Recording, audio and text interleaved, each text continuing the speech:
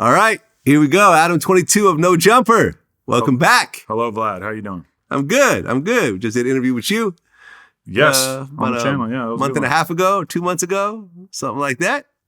Yeah, that was a good one. Definitely. Yeah. Got some numbers I saw. Got to reflect on a lot of stuff. I just want to clarify this before we get into it. Mm-hmm. I have a scar on my head. Yes, the scar. The scar. I know the story behind it, but go ahead and tell everyone what happened. I've always had this thing, never diagnosed, but it's called orthostatic hypertension. And it's basically like if I'm sitting down and then I stand up, I have like low blood pressure, I think that I've gotten like more extreme low blood pressure from working out so much over the last few months. But like, normally you're worried about having high blood pressure. Basically, like if I stand up really fast, I have a tendency to get a little bit lightheaded, like all the blood kind of like rushes to your lower body and isn't in your head. So it's like a lot of times I'll go to stand up out of a chair and kind of have to like grab the wall, and I'll just have like a second or two where my head's spinning a little bit and then it kind of subsides. And for some reason the other day, I think I ate my last meal at like 5 p.m. I wake up the next day at 7 a.m. and my kid is back for the first time in a few weeks. My girl went to Italy to look at wedding venues. And so I just jump out of bed to go play with my kid, and somehow I just black out and just smash my head into the door. Whoa. And that's where this whole came from. So I just wanted to say that because I assume that will probably be a large percentage of the comments on here, but at least we can get it out in the open. Okay, people thought it was a fight. Well, you actually played around. You said you should see the other guy. Yeah, I thought it was being funny. But I mean, that's the problem, is that it's a pretty badass looking scar. And then my story about how I got it is not nearly as badass as. Right, kind of boring, actually. It looks like you're on a bar fight or something, but yeah. Well, I usually leave these things to the end of my interviews, but I really got to say, rest in peace, Aaron Carter. Yeah. You actually called me the other day to break the news to me. Mm-hmm. And this is someone that we both interviewed multiple times. I was shocked. How did you feel when you heard the news? Yeah, I was definitely shocked. But at the same time, I mean, I had interviewed him, I think maybe like a week and a half before he passed. I'm not sure, but it came out 3 days before he passed. Huh. And when he came in that time, he definitely was not in a great mental state. Like I remember you saying that you hadn't interviewed him for like over a year before he passed. It was the same thing with me, where I was kind of interviewing him regularly, and then I didn't do it for a period of, I don't know, a year or two. And then I decided, like, okay, he hit me up. I'm like, let's do it. I want to see how you're doing, check in. Came in to do the interview. It wasn't great. He was drinking lean. And he was drinking lean in the interview? I mean, he tried to deny it, but it was like super purple. He's got a double cup. I don't know what else it would have been. But, he's just kind of like slurring his speech. And, I heard that him and his girl broke up again like 2 days after we did the interview, because she was there, like posted up, like, and I guess they had been through this dramatic breakup. And some of the stuff that I was talking to him about was super depressing, like him having his kid taken away by the state or whatever. And, at one point I'm trying to like tell him, like, you got to get your kid back, dude. Like, you can't be thinking about anything else. You got to just be focused on how to get your kid back. And then I start to think that's probably not a good idea, right? Like, it doesn't really seem like he's in a state where he'd be able to wait, I don't understand, though. Kid. Wait, but his girl was there with him. Yeah. So how did he get his kid taken away if he's with his girl still? Well, I guess the kid got taken away from both of them. And went to live with her grandma. Oh. Which, and I don't know if his girl has issues or if it was 100% him causing the issues. But I guess it's like, I mean, he tried to blame it on the fans, like reporting abuse or like reporting him, saying that he's on drugs, saying all this, yada, yada. But they did get in a big fight at one point. And then I don't know exactly what happened after that, but it's like, I was trying to like urge him to like really focus on getting his kid back. I can't imagine that if I was in his position, I'd be thinking about anything else. But, he was really in the middle of his addiction and everything. And one thing I thought was interesting that's kind of gone unnoticed is that in that interview, he fully apologizes to his brother Nick, and said, because he had said many times that Nick was a rapist and Nick had done all this terrible shit to all these people and yada, yada. And in the interview, he basically acknowledges, oh, I was taking somebody else's word for that. I don't actually believe that that's true, which I found really interesting. I'm like, so you were smearing him for all these years just because you believed one random person? I don't know. But then there was a clip that came out last night of Backstreet Boys' performance where his brother actually like broke down crying, talking about losing him and everything. And it's kind of crazy to see that, where I'm sure Nick to a certain extent had felt sort of, plagued by his brother and traumatized by having his brother like really trying to smear his career for all these years, saying all this terrible shit about him, and then to see him go before they were able to ever really reconcile. But I mean, Aaron in my interview was saying that he would like to reconcile with his brother, and I'm thinking in my head, I'm like, that is probably a ways away until there's gonna have to be some space between you having made all these accusations about him and him being able to accept you, but yeah, it's just a super sad ending to that story, Well, yeah, the last interview I did was almost a year ago. He just had his baby. The baby was like a week old. And it was really odd to me that he would bring a 1 week old baby to an interview. Hello to the world, baby. Say, my name's Prince. Yeah. That's my boy. He's precious. There's nothing like this, Nothing. I've experienced a lot of cool things in my life.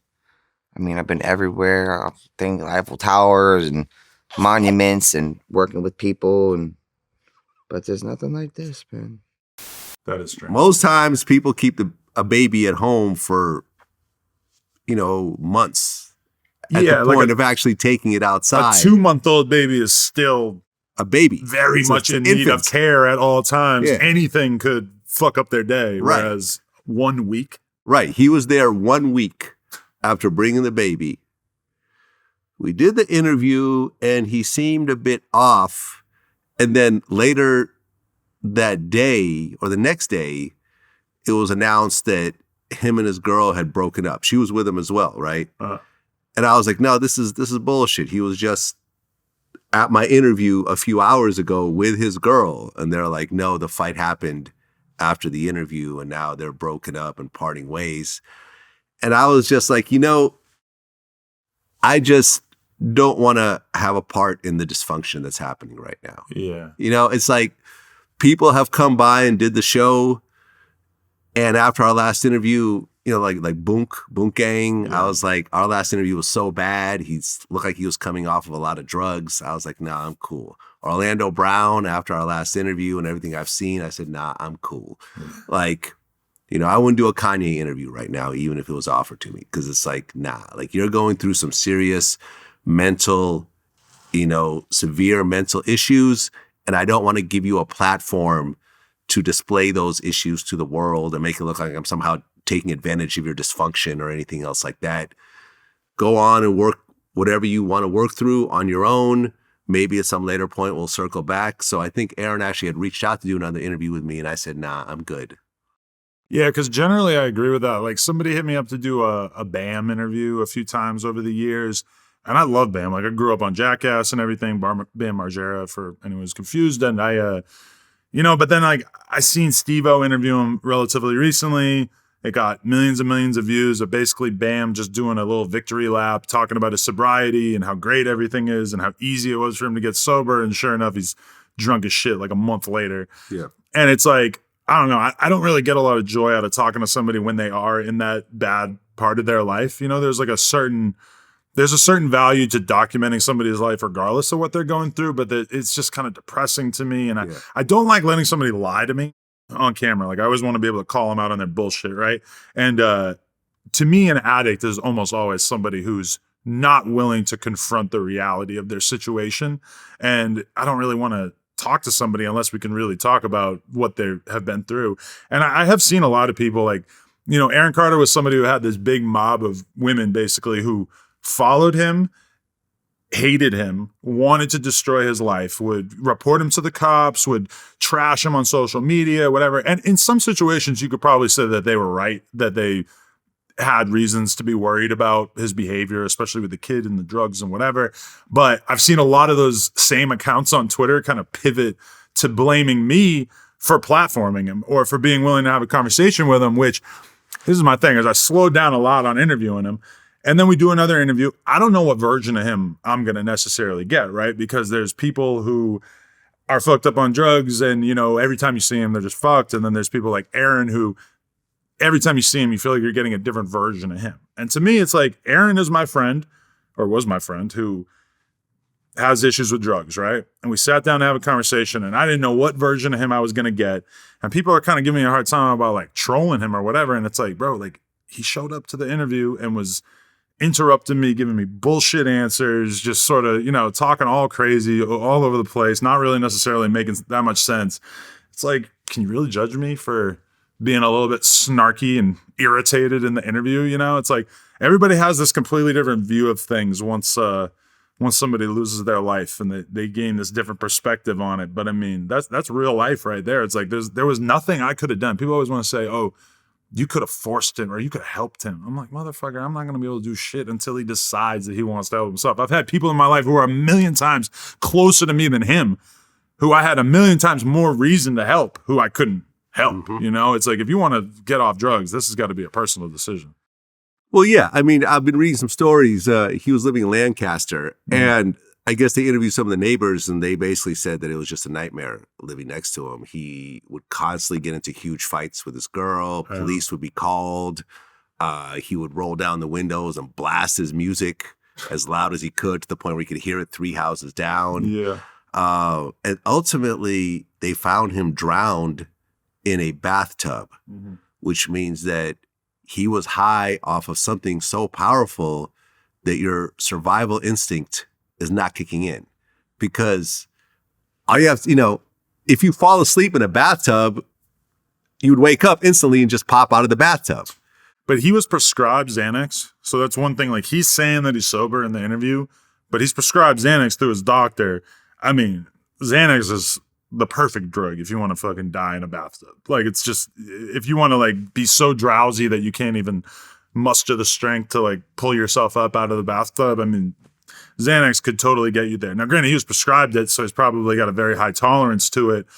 But I mean, who's to say that he wasn't messing around with other drugs and everything as well? So, I mean, if anything, I look at the story of Aaron and I'm like, oh, that's another person I lost in my life that had really serious, really long-lasting drug problems, and there was nothing I could do about it. And I just kind of watched it play out the same way with a lot of other people in my life, you know? Yeah, man, rest in peace. Only 34 years old, leaves behind an 11-month-old baby.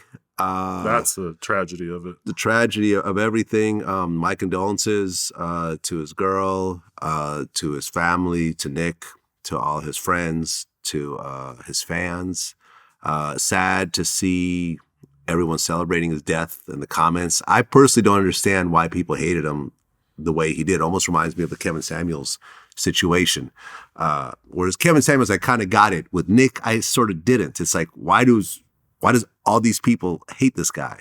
Well, with Aaron, I feel like a big part of the reason why I couldn't imagine hating him is like, it's so obvious. You're looking at somebody who's experiencing life under the effects of drugs and mental illness. It's not, you know, if someone hates Kevin Samuels or hated Kevin Samuels, I could kind of understand that because he seemed like someone who was really in control of his own facilities. He was like saying what he meant, and that this was his worldview that he had put a lot of thought into. I mean, if Kevin Samuels was dealing with mental illness, I never saw it. No. Whereas with Aaron, it's like you never really. I was never able to detach him from what he was going through. It was always clouded by that. I would have loved to do a podcast with him or have lunch with him where he really had been sober for 6 months, and I was able to kind of see more of the real him. I didn't really ever get to see too much of that.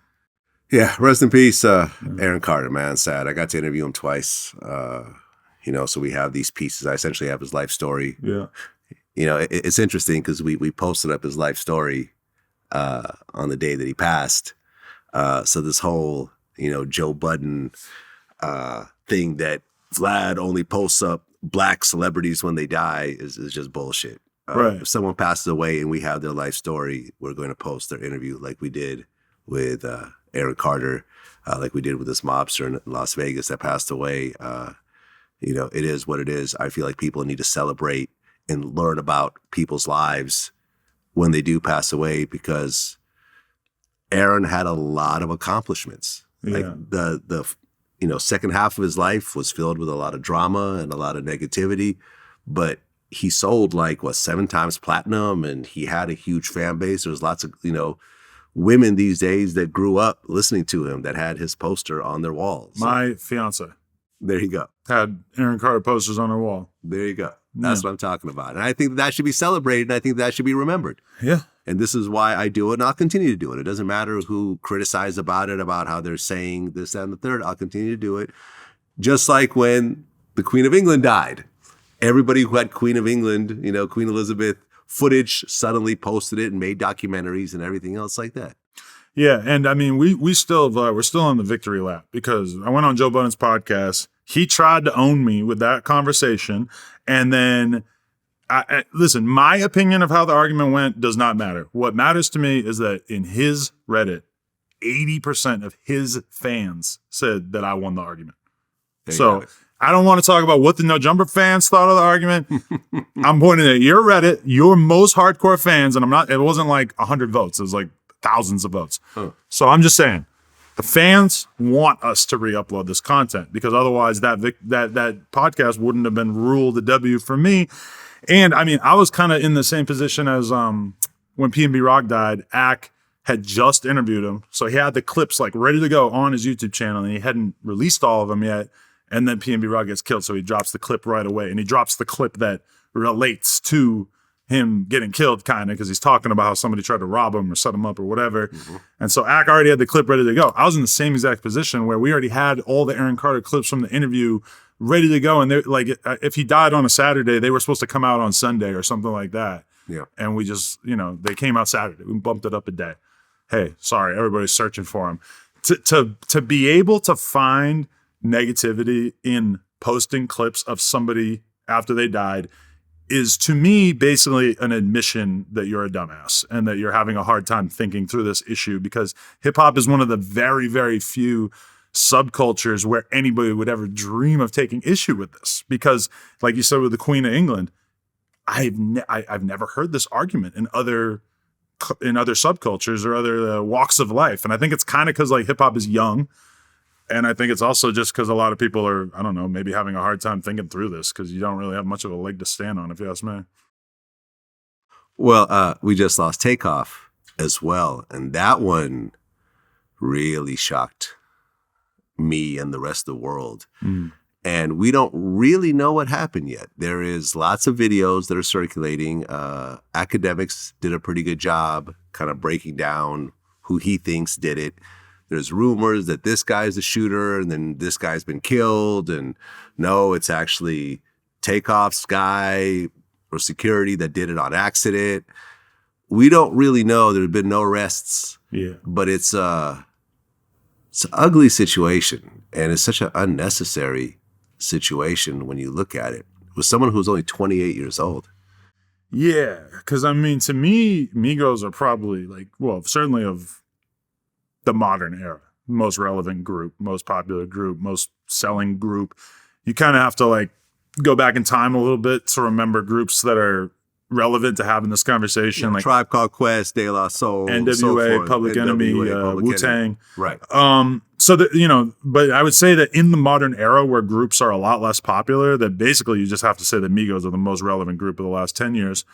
And Takeoff kind of always seemed like just such a good guy. Everybody I know who ever had anything to do with him.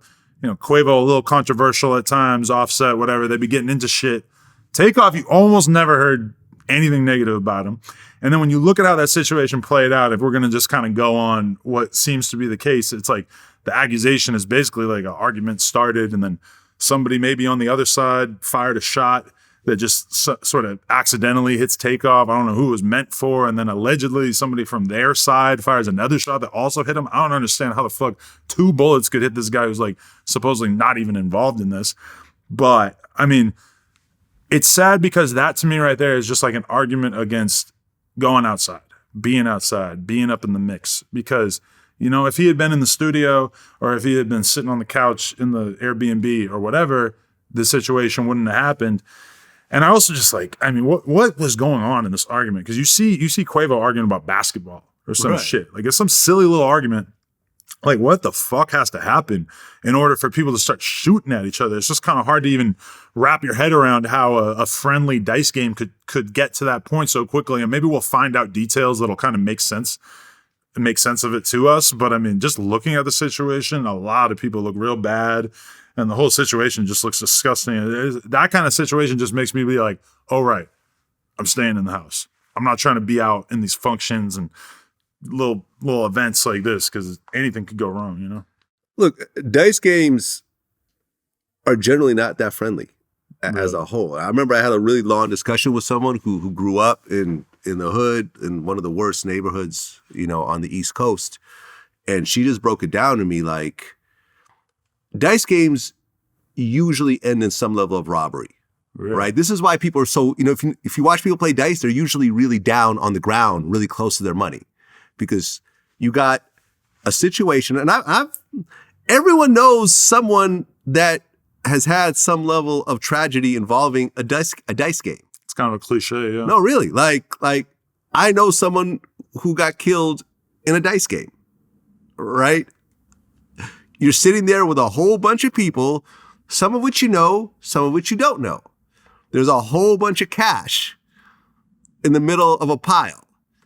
There's no regulation. It's not a casino, right? There's no security. There's no cameras. It's a bunch of cash. Sometimes people are betting with money they don't really have. Yeah. There's usually guns all around the vicinity. At some point, and there's a certain inherent level of shit talking involved with playing dice, right? I've played dice with people and I've talked shit. They've talked shit to me. I remember I lost a friend in high school over a dice game because the amount of shit that I talked, he said, like, yo, we really didn't like the way you were talking shit in the game. I'm like, oh, I thought that's what you're supposed to do. But people's feelings were hurt. And when the money gets big, people start to make their own rules. Like, nah, the dice hit your foot, roll again. And if they're got more guns or more clout than you do, what are you going to do? You know, you want to walk away from the dice game because you're done. And that person's like, nah, you're not going to walk away until you get your money, until I get my money back. What do you do? Or someone comes in and just robs the fucking whole dice game, period. Right. Because why wouldn't they? There's so much fucking cash. And this is the thing is, throughout my time doing interviews and stuff, I met a shitload of different rappers who are like, oh yeah, I was making all this money for this period of time playing dice. Okay, the reality is that dice is a break-even game. If me and you sit here and we play dice for 1 million hours, at the end of it, we're going to both have the same amount of money within a reasonable variation. There's no skill involved. There's no skill. So the only skill is basically being a finesser, managing to sort of like bend the rules. Like there are people who claim that they can shoot the dice and make it land a certain way. There is some truth to that. It's very, very difficult. But I was just thinking about it like culturally. I play poker, right? I've never heard of anyone being killed in a poker game. I can think of a couple of stories of people like getting in fistfights at poker games. And for the most part, poker games take place in casinos where there's a ton of security, cameras, nobody can steal, etc. Or they take place in home games, which for the most part are very, very well secured. Because if I'm going to put on a home game for a poker game, it's basically required that I'm the bank, that I'm the security, that I'm everything, right? So it's like, the idea of putting yourself into a position where you're going to have that much money, like I have money on deck at the casino now, so I never have to carry it. You know, I have like $100,000 at the casino. So if I want to play, I go there. I know, and it's terrible because I'm not earning interest on it while it's there, but at least it's better than rolling around with a backpack with 50 grand in it. You know, it's like I don't want to ever be in a position where somebody would have a reason to rob me. You know, so. Even just that, like, I mean, these guys are all carrying huge amounts of money, I'm assuming, while they're playing. It's just like a terrible situation to put yourself into. And I mean, yeah, I'm glad that I never got adjusted to that sort of experience because it just seems like way too much risk involved right there. Well, Takeoff got killed. 2 other people got shot.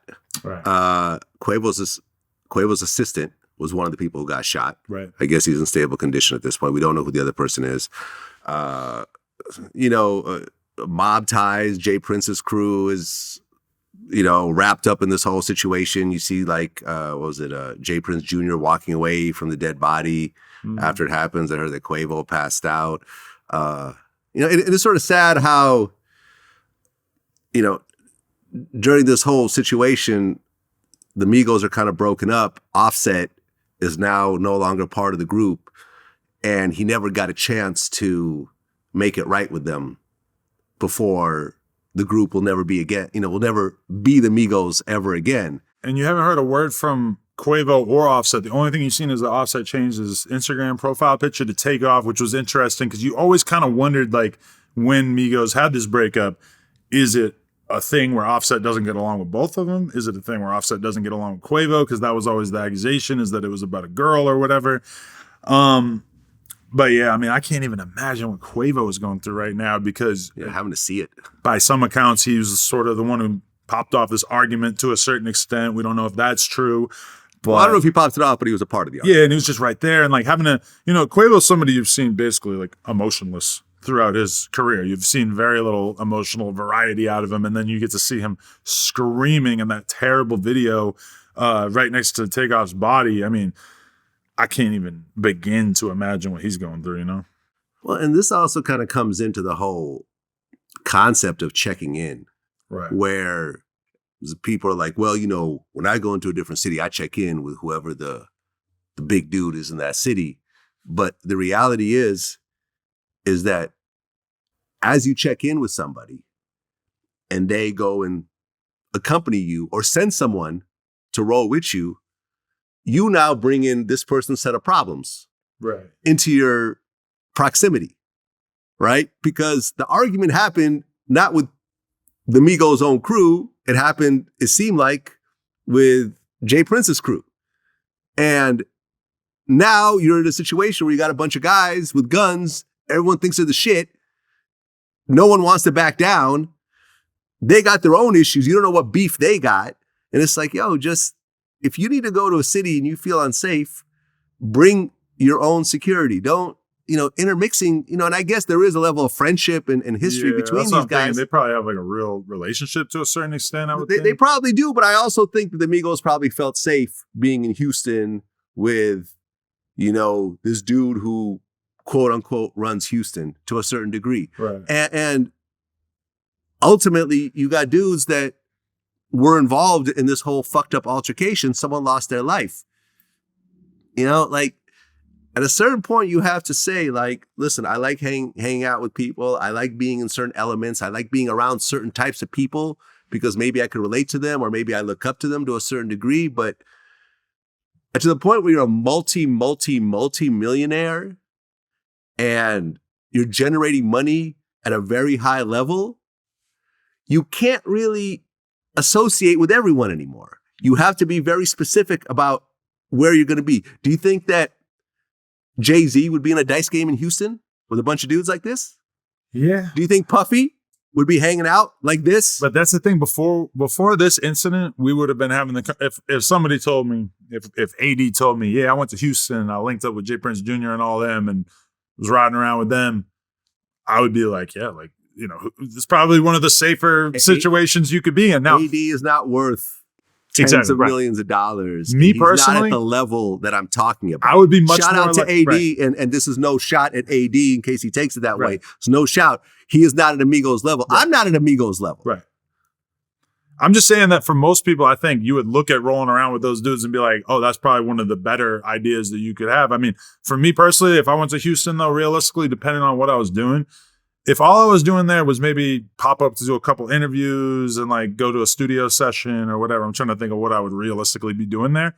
I probably wouldn't be thinking about tapping in with anybody. I'll probably get a hotel room. I have a security guard. I have a driver. And who I fuck with is who I fuck with. I'm not really it would never honestly even cross my mind to be hitting people up for protection or to roll around. If I hit up Jay Prince Jr. when I was in Houston, I would just be thinking, oh, I haven't seen him in a few years. I'm going to just holler at him and see what he's up to, whatever.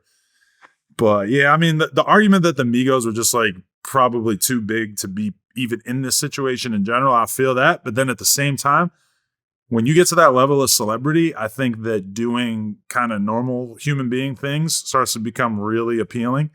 And when you live that life of a rapper and you've kind of done everything, you've been to every mall, you've been to every strip club, you threw bands at every club, you've been to every, store, you hung out with damn near every chick.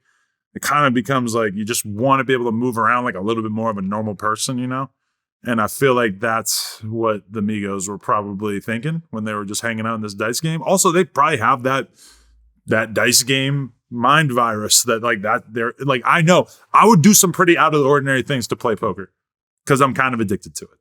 I'm going to assume if they really like playing dice that much, they might have done some things that are a little outside their normal comfort zone just to be able to play their game. That kind of does make sense to me.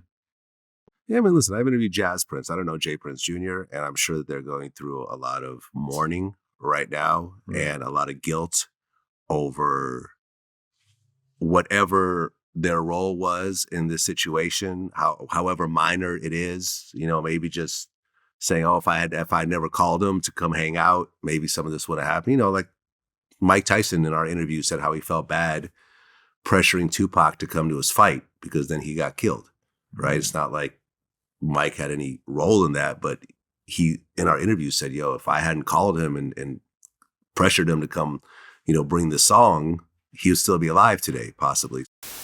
It was really a bad day when that happened. I just knew it was really bad. And I felt a little guilty about him coming to the fight, me pressuring him for the, hey, yo, bring the tape, don't forget the tape, you know? And I was gonna go out with him that night. I promised to go to 662 with him that night, but I just had a little baby and her mother was provoking me to stay home, so I stayed with the baby, and then someone called me that night and told me that happened. And this is just what we do. You know, I come to my senses, I come to my objectivity, and I know who I am, I know what my element's about.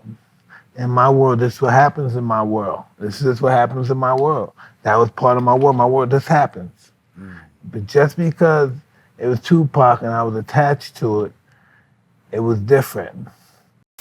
I know that they're mourning, I know that they're sad, and it's a fucked up, sad situation that should have never happened. And I think that when you see a tragedy like this, everyone who's still alive needs to take a step back and think about when they've possibly made similar mistakes that could have gotten them caught up in something like this and say, okay, I'm at a level in my life, I'm at a stage in my life, I have a family, I have kids, I have a lot of money coming in, I have people I support. I don't want to potentially put myself in a situation where I can get hit with a stray bullet. Just like, listen, when I first started VladTV, I would go to anyone's hood with a camera by myself, pull up on the block, pull my camera out, everyone's around, you know, people have guns tucked in, they're looking around, head on a swivel, waiting for a drive-by. And I was like, okay, whatever, this is just part of doing my job. At age 49, where I am in my life, there's no way in God I would do that. In fact, most times, I mean, really like in LA, it's very rare that I will do an interview outside of my own studio. Right. When people say, no, come to my studio, come to my house, unless you're a very, very big figure, I usually say no. I can think of a few people I would pull up to their house, but it basically means you're like a real A-lister. Right. I mean, when I was in Vegas, Teddy Riley was supposed to do an interview in a studio, but then he came back and said, I'd rather do it at my house. I'm like, okay, it's Teddy Riley. Right. And it's also, there's a certain level of, okay, he's going to be comfortable in his own home. Right. We could potentially get a better interview. But it's Teddy Riley. He's 50-something years old. He's never really been involved in no fuck shit. Okay, I made an exception that one time. But even then, trying to set up and everything else like that there's more work involved. These days, people hit me in LA, oh, come to my house, come to my studio. Nah, I'm good. Yeah. I'm not going to do it. And it's a no for me just because of the travel time and everything and like setup time. It's like, it might take me the time. It might take me 6 hours. It might take me, you know, to go to your place, do the interview, set up everything. Yeah. It's like realistically, I could be in my studio and do 3 interviews in the same amount of time that it would take me to go to your crib and do 1. So unless there's like a power dynamic where it's like, oh, okay, you're the big shit in the room to such an extent that I kind of got to play by your rules for the most part. Yeah, I'm avoiding that. No, listen to me, Drake. You called me and said, come to my house. Right, no. I don't know if he has a house out here anymore, but I'm sure he has something out here. Yeah, okay, cool. Kodak Black calls me up. All right, cool. But outside of that, like I literally have turned down dozens of interviews of people asking me to go to their location. Well, Young Thug, who along with 27 other people are facing RICO charges, actually got a glimmer of hope recently.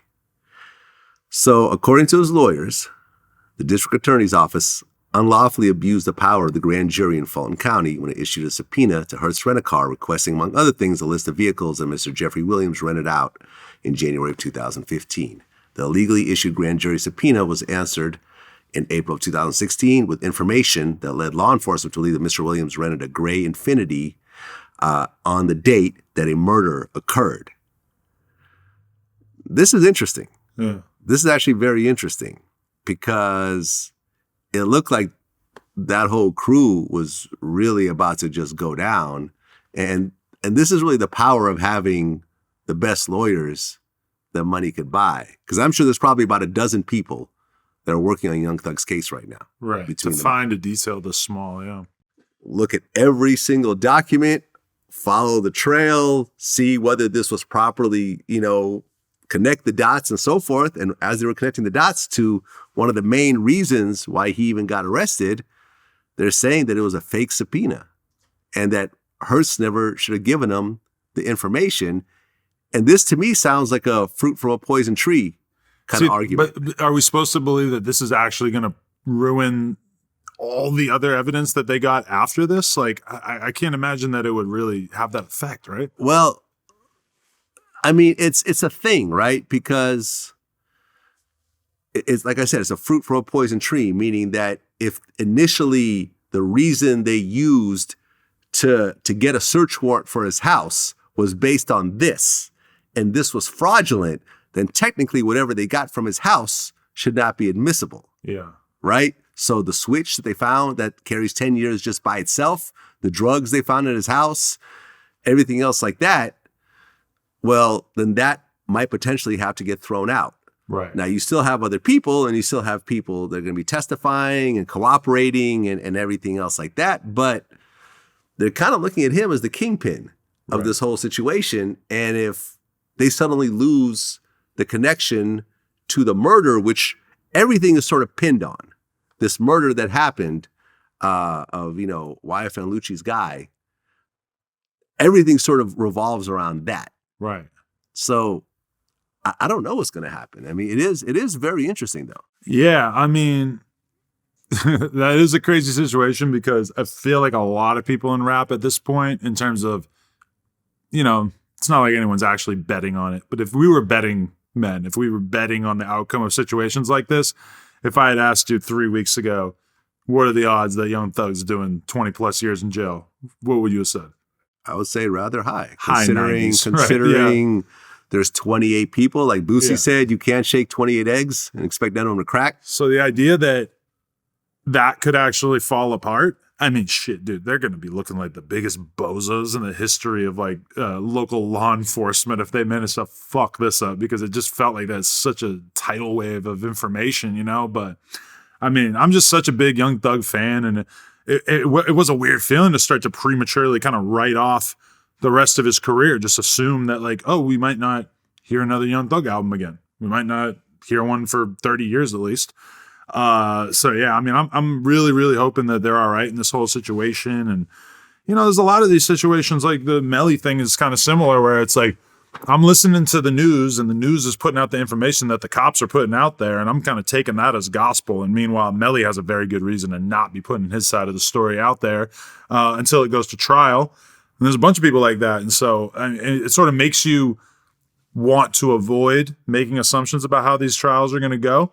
But then at the same time, it's like, if people are tuning in to watch you talk about stuff on podcasts or on YouTube, whatever, they kind of want you to really be betting on your predictions of how this is going to turn out, right? Like when you hear people talk about sports, it would be kind of boring if the entire sports conversation was like, LeBron James, very good at basketball. He's very good. He's going to play tonight. He's very good. Like the conversation becomes, I think LeBron's going to put up 87 points tonight. And I think that this year he's going to, they're always trying to predict shit because they don't really have that much to talk about unless they start trying to call out how shit'll play out.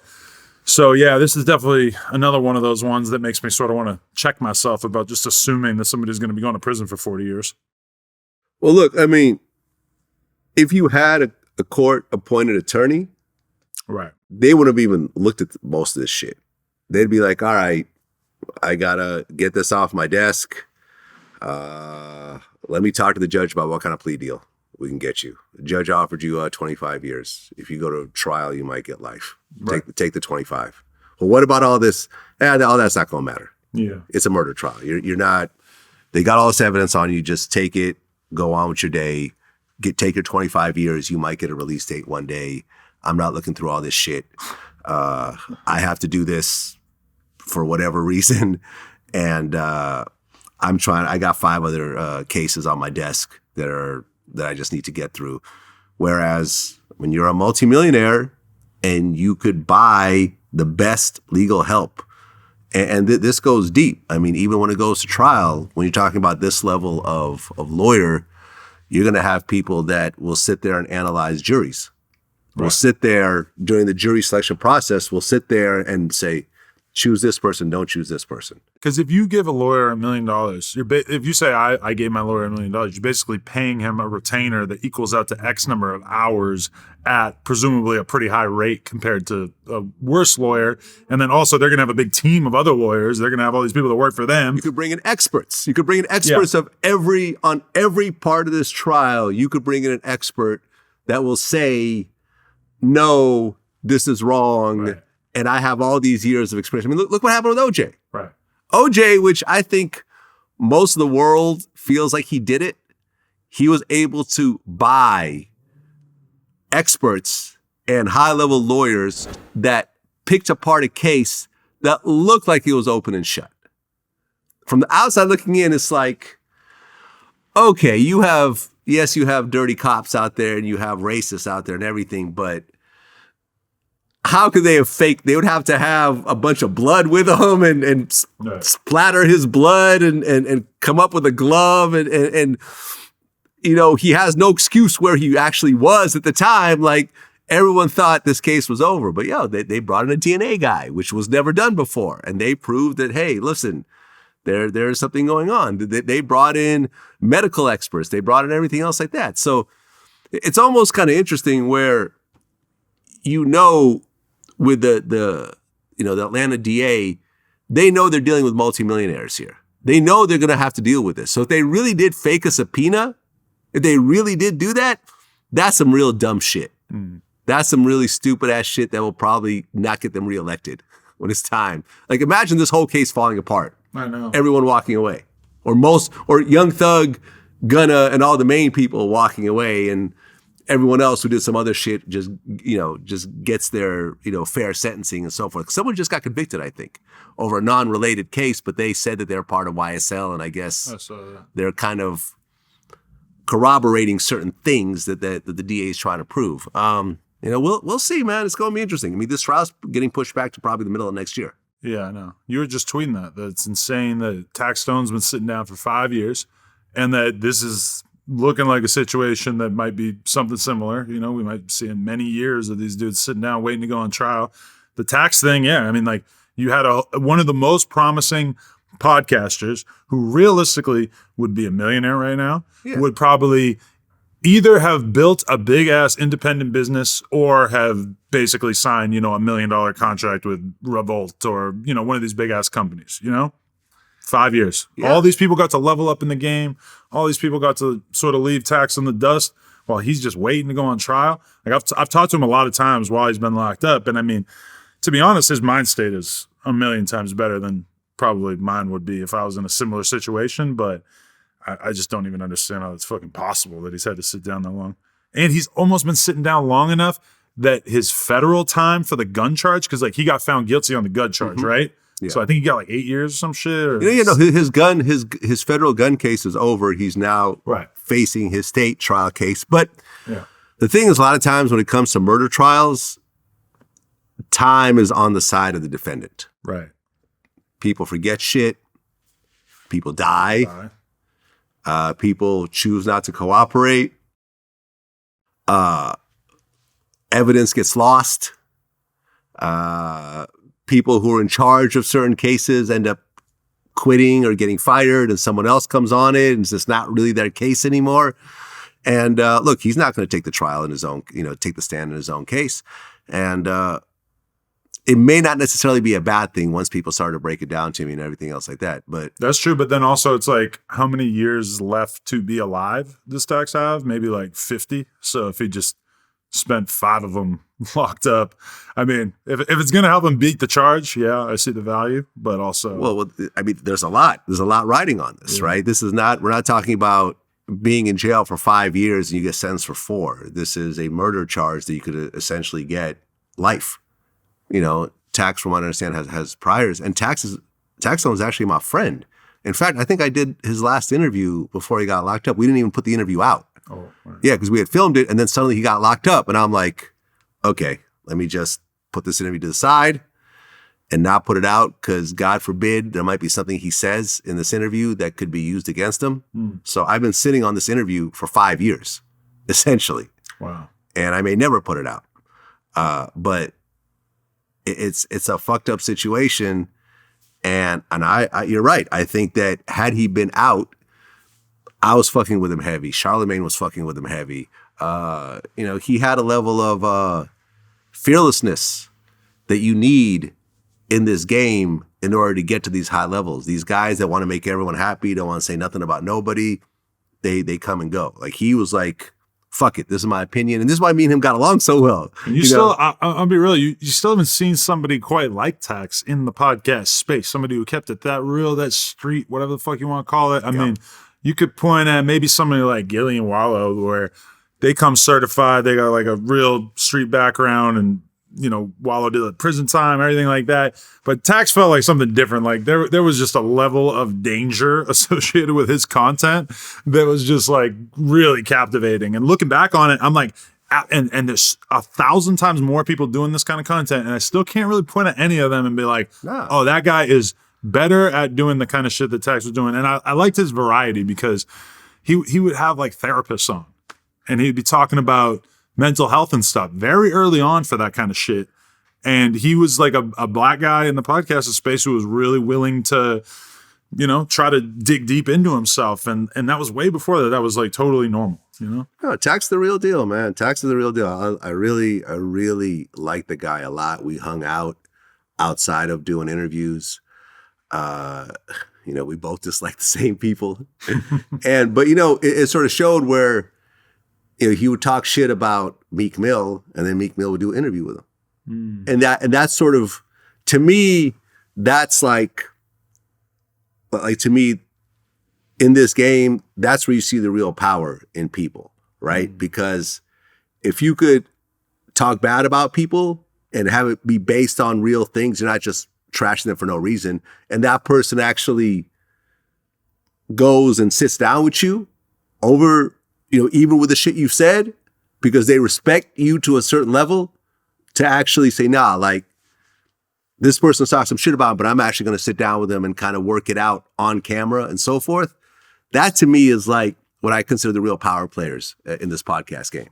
Yeah, definitely. And I mean, that's kind of like a standard I'd like to hold myself to. Like, I was listening to the Drake and 21 album on the way here, and I was just thinking, I'm like, you know, so many people in the rap world would just never give their real opinion on a Drake album, you know? And it's not like I have like any like big negative opinion about it, but it's just like, the reality is that if you're the guy who makes the YouTube video that says this shit sucks, your shit's gonna go up. And if you make another YouTube video saying, oh, Drake and 21 put out a good project, it's not gonna go anywhere. You know, it's like just the rewards in this game go to the people who have the balls to have an actual opinion. Yeah. And Tax was kind of the pinnacle of that, at least for that time.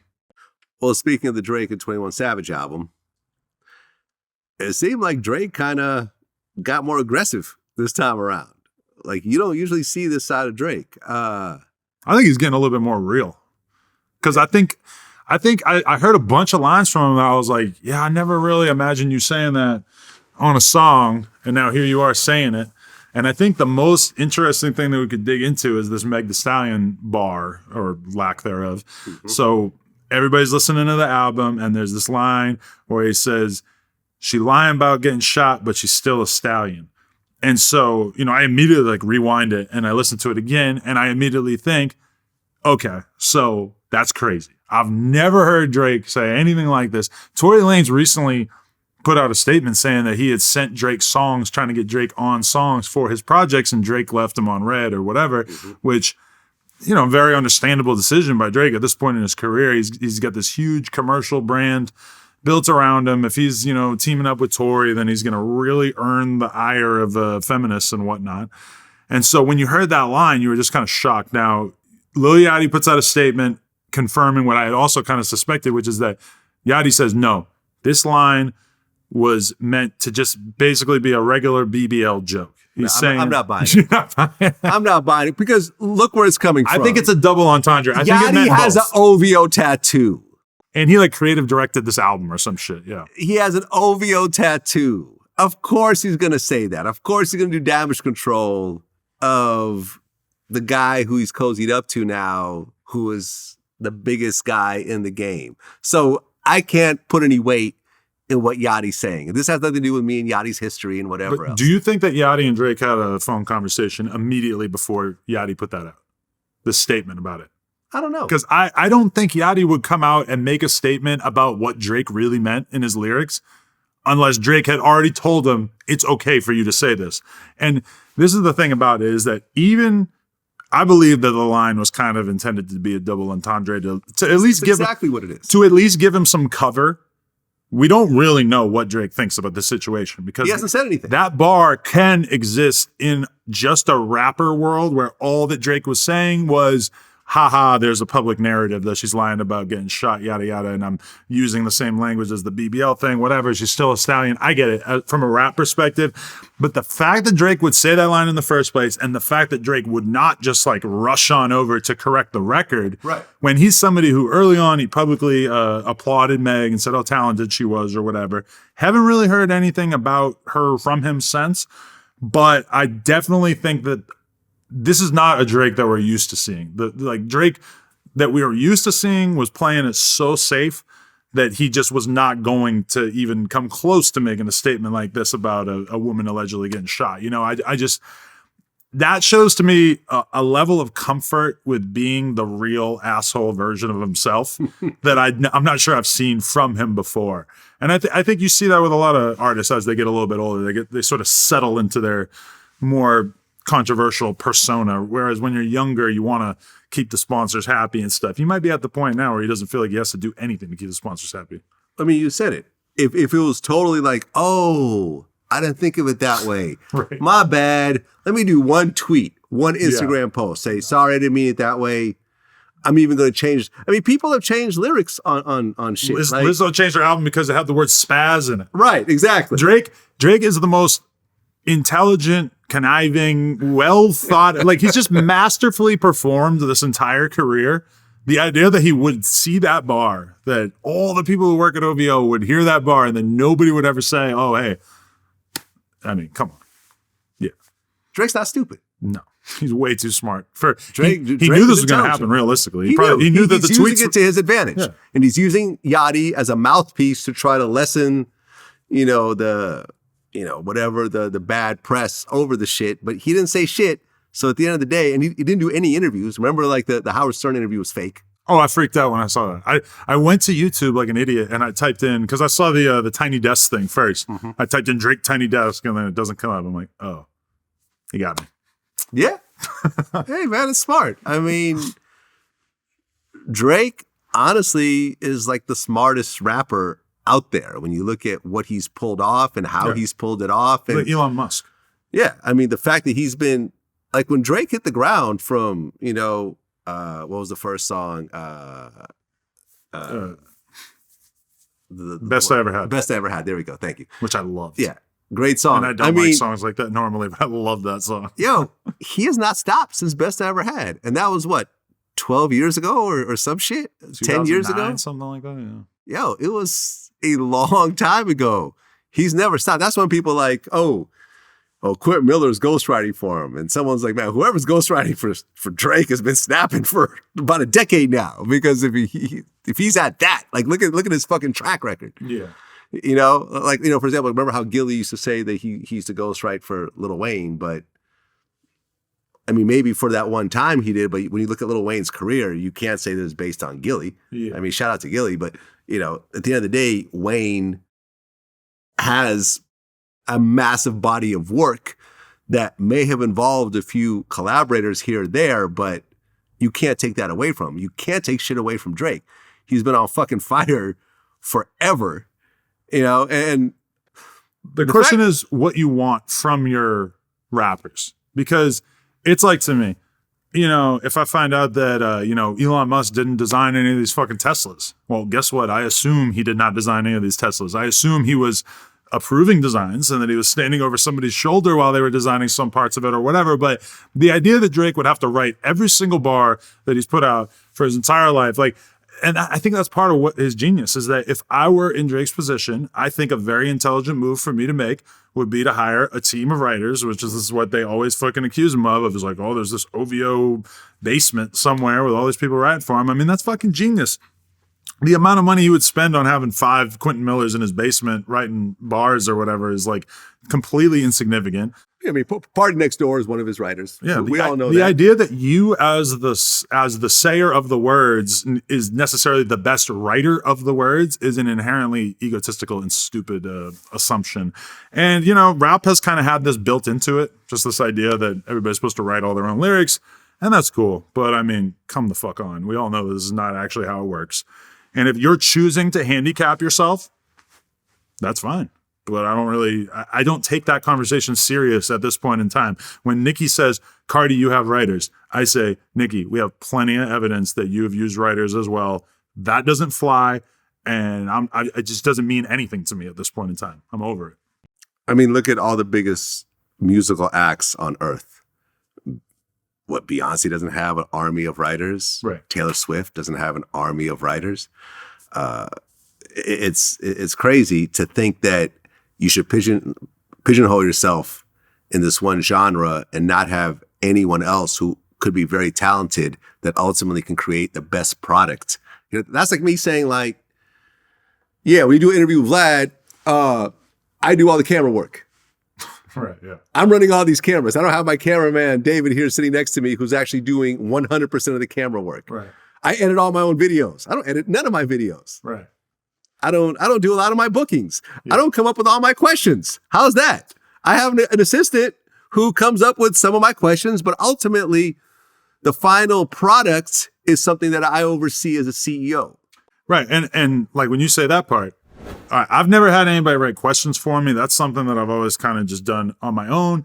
I could definitely imagine a future where I had somebody assisting me in that. But then when you think about actual real deal famous people, actual real celebrities, Jon Stewart was hosting this show for all those years with a team of people writing for him. Right. And then he goes and gets an Apple deal, right, to do this other TV show. And he's being like so routinely mocked by everybody on social media because it's a different writing team and probably a more, you know, a much smaller team. And as a result, people are like, why the fuck did we think this guy was so smart and funny for all these years? Oh, it's because he had a huge team of people writing for him. Sometimes I think it's insane that I come on and do podcasts and that I'm being judged on just stuff that comes from my own head, knowing that there's a lot of other people in similar positions who are not doing that. I remember always watching Howard Stern as a kid, and he had this comedian, Jackie, on the show, right? Yeah, I remember. And Jackie's like writing jokes and like basically sending them to Howard while he's doing this, right?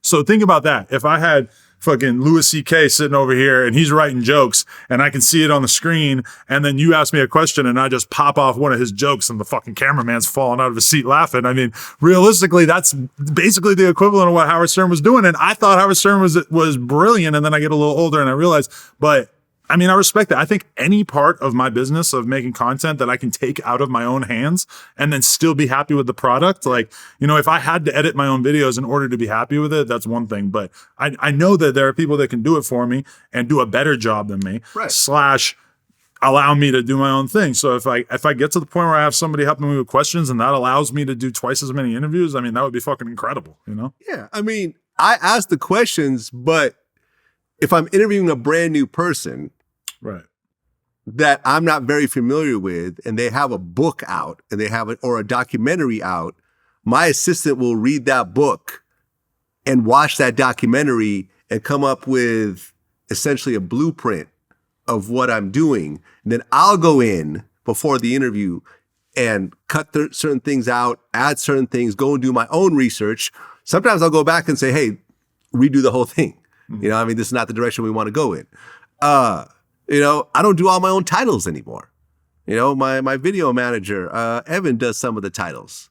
And I'm getting older, man. I want to be able to enjoy my life and enjoy the work that I've done and let other people make money and take more senior positions and focus on what it is that I really want to do and not feel like everything has to be focused on me, because if I want to grow the company, I'm not going to grow it by doing 3 times as much work. I'm just going to burn out. And I always tell people that because they're always like, oh, you should do this, this, and this. And I'm like, that sounds like just a lot more work. And my desire at this time is to not work more. It's to make more out of the work that I put in.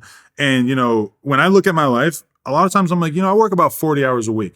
Now, granted, I actually do work more than that because it's like in reality, a lot of times at night, I might watch 2 documentaries to get ready for an interview. And that's, you know, 3-4 hours that I'm not counting as work. But really, it's like my average day is probably, you know, basically work from like 10 a.m. to 6, 7, 8 p.m., you know? And I think if I'm working any more than like 40 hours a week, then I'm pretty much just doing a bad job in general. And granted, there will be weeks, you know, if I had to work 80 hours this week just because it was crunch time and there was a bunch of shit going on or I had some particular opportunities, cool. But in general, I'm not trying to like slave away my whole fucking life. I'm trying to work intelligently and efficiently and be able to build a great business around me in which I'm able to do a lot without having, you know, the best thing that No Jumper could ever get to in my mind is to get to the point where it's making a lot more money than it's making right now and taking a lot less of my time. And a lot of people don't get to that point where they really start thinking about making a business because we've just been doing content for so long that we realize that, you know, there's a lot of streamers out there who sit on stream for 8 hours. And they, you know, they're just making content all day. And I respect the fuck out of that, but that's not what I want to do with my life.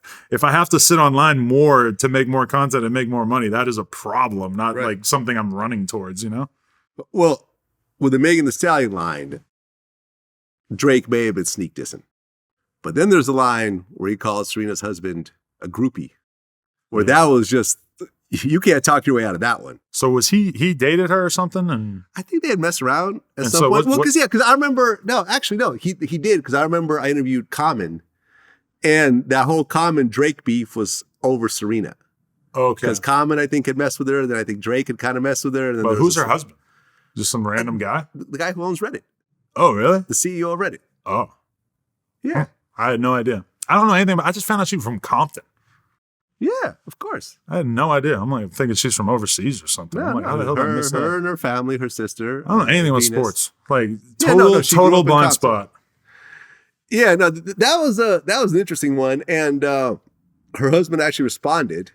Oh, did he? Yeah, and he said the reason why I keep winning is because I'm the best groupie I could be when it comes to my wife. And I saw that tweet. That's the gayest shit I ever heard. What the fuck is he like? I'm being the best groupie I could be. Like, what the? Do you even know? Like, is he American? I believe so. Because that would appear to me that you don't really know what the meaning of the word groupie is. No, that's such a goofy usage. What are you supposed to say? I mean, but like, think about it. Like, what else could he say? He's not a tough guy. He's not an athletic guy. Like, what are you going to say? Oh, Drake fuck you, Drake. I'm going to fuck you up when I see you. But did he ever, what did he ever do to Drake to make Drake call him a groupie? I don't know. Yeah, I don't know if there's a story. Maybe when they met, he asked Drake for a photo or something like that. Maybe. That's what I'm thinking. When I first heard that, I'm like, did he ask Drake for a photo when they met? Was he kind of starstruck? It's weird, right? Because I remember me being in the industry for so long, no matter who it is, I react a certain type of way. Yes, I am a fan or even a super fan of certain people, but I've never lost my composure around someone. Me and John Sally were hanging out on Halloween, actually. And this guy walked up to John and was just like gushing over him. Just like, oh my God, the Bad Boys. Oh, I love you guys so much. Oh, and it was almost uncomfortable to watch. Yeah. It was like, oh shit. Like, is this how people act around celebrities who aren't really around celebrities? And you could tell John was uncomfortable. Yeah. He was like, oh yeah, man, thank you. He's like, yo, man. And the guy kept going, right? He kept going and going. And I'm like, yo, this is crazy to see. Like, I've never acted like this before. Yeah. But hey, you're next to this big celebrity, you really are a fan. I don't know, maybe Serena's husband really did gush over Drake when they met, and he's thinking like, oh, I used to fuck your wife, and I'm going to diss you, because he ain't fucking her no more. Yeah. He ain't got a baby with her. Shit. I mean, yeah, that to me is crazy because I cannot. It's crazy because I try to think of like the worst times I've really like acted like a weirdo and like really been excited to meet somebody. And even my worst ones, I don't think were that bad. Like even when I met Gucci, what do? I fucking shake his hand, give him a hug. We exchange a couple sentences. This is like my favorite rapper of all these years. And I'm pretty sure if I had like camera footage of it right now, you would not see me doing any weird ass shit, Said what up, gave him a hug, go back to chilling in the club in his section, whatever, talking to my girl, talking to my friends. Like, yeah, I mean, there's definitely people who I would like probably have like a pretty weird monologue in my head ready to go. Like if I met somebody I was such a big fan of and I just wanted to tell him some obscure ass shit, I would do that. But I'm not gonna be on some like, oh my God, I love you, you're the best, like whatever. I mean, that's just cringe to me. I'm like glad I got to a certain point of success though, because sometimes I think about when I was younger, like a long time ago, and some of the stuff that I might have like said or done when I met somebody who was famous, or at least what I would have thought was normal before I got so used to people doing it to me that I probably would have had some goofy ass shit in my system that I could imagine. But I don't know. 'Cause I've always felt like you gotta be cool. You gotta be yourself, I watched a video of this YouTuber, Kai Cenat the other day, who's like the #1 Twitch streamer, and he's kicking it with Lil Uzi, and he's like pulls up in Lil Uzi's dressing room, and he's dancing, he's making all his jokes, he's being loud, he's being funny, he's just 100% being himself. And I said in my group chat with all the No Jumper hosts, I said, that's how I know this kid is something special, is because he gets around one of the biggest stars in music and he doesn't change a bit. He's just being himself, and Uzi's fucking with it. Uzi's laughing. 99% of people, when they get around Lil Uzi, start acting weird and timid, and their hands get cold and they're shaking. It's like, that to me, when I saw him do that, I was like, that's how I know you're really built for this. Because you get around an A-lister and you don't change at all. Hey man, listen, when I met Dave Chappelle, the first thing he told me is how much he liked my work. Oh, that's good. And I was like, yo, likewise. Let's take a picture together. Boom. Let's just hang out. New Kendrick album was playing at the time, and I was like, we started talking about that a little bit, exchanged numbers, kept it moving. Because I feel like I'm the shit also. I feel like this person should look up to me as well, in the same way that I look up to them. Kevin Durant DM'd me recently and was like, yo, man, I just want to say that you're the best at what you do. I watch your shit every day. And I'm like, damn, I feel the same way about you. And that's that. None of us need to fan out around each other. And I hate false humility, where it's like, if Kevin Durant said, oh, Vlad, I fuck with your channel, and you'd be like, I can't believe that Kevin Durant would like what I'm doing with my life. It's like, man, shut the fuck up. Like, why wouldn't he like it? You like it. You're not so different than him. You're a fucking millionaire with a platform, and you're looking for some shit to watch on YouTube too, right? Like, I don't know. Like, that just kind of weirds me out when people try to act like, oh, I can't believe that Drake followed me on Instagram. It's like, bro, you're a poppin' underground up and coming rapper. Of course he fucking and it's one thing when you're it's your first time getting this kind of attention, and it's another thing when people just keep this weird, fake, humble thing going their whole life. And I'm like, no, bro, I got to a certain point where it's like, anybody could tell me they like my YouTube channel. I'll be like, I appreciate you, bro. Thank you. Because I like it too. Like, I get it. Yeah. No, I mean, I remember when I met Stephen A. Smith, we were both waiting in line for the bus. We were both leaving the Jordan party, and we were both leaving. And he was standing behind me. And I was like, oh, Stephen A. Smith, what up, man? I'm Vlad from VladTV. He goes, okay. I'm like, yeah, man, we cover your shit a lot. And his response was like, yeah, everybody does. And I'm like, what a fucking asshole.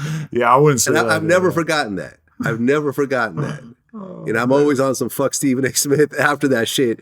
And I'm like, yeah, a lot of people cover your shit, but not everyone got millions of fucking viewers like I got. At the end of the day, you may not be familiar. And I'm like, and I remember we had this I'm like, yo, bro, like, I was just giving compliments. Yeah. And he gave me this sort of weird, awkward answer, and I was just turned around. I'm like, no, fuck him.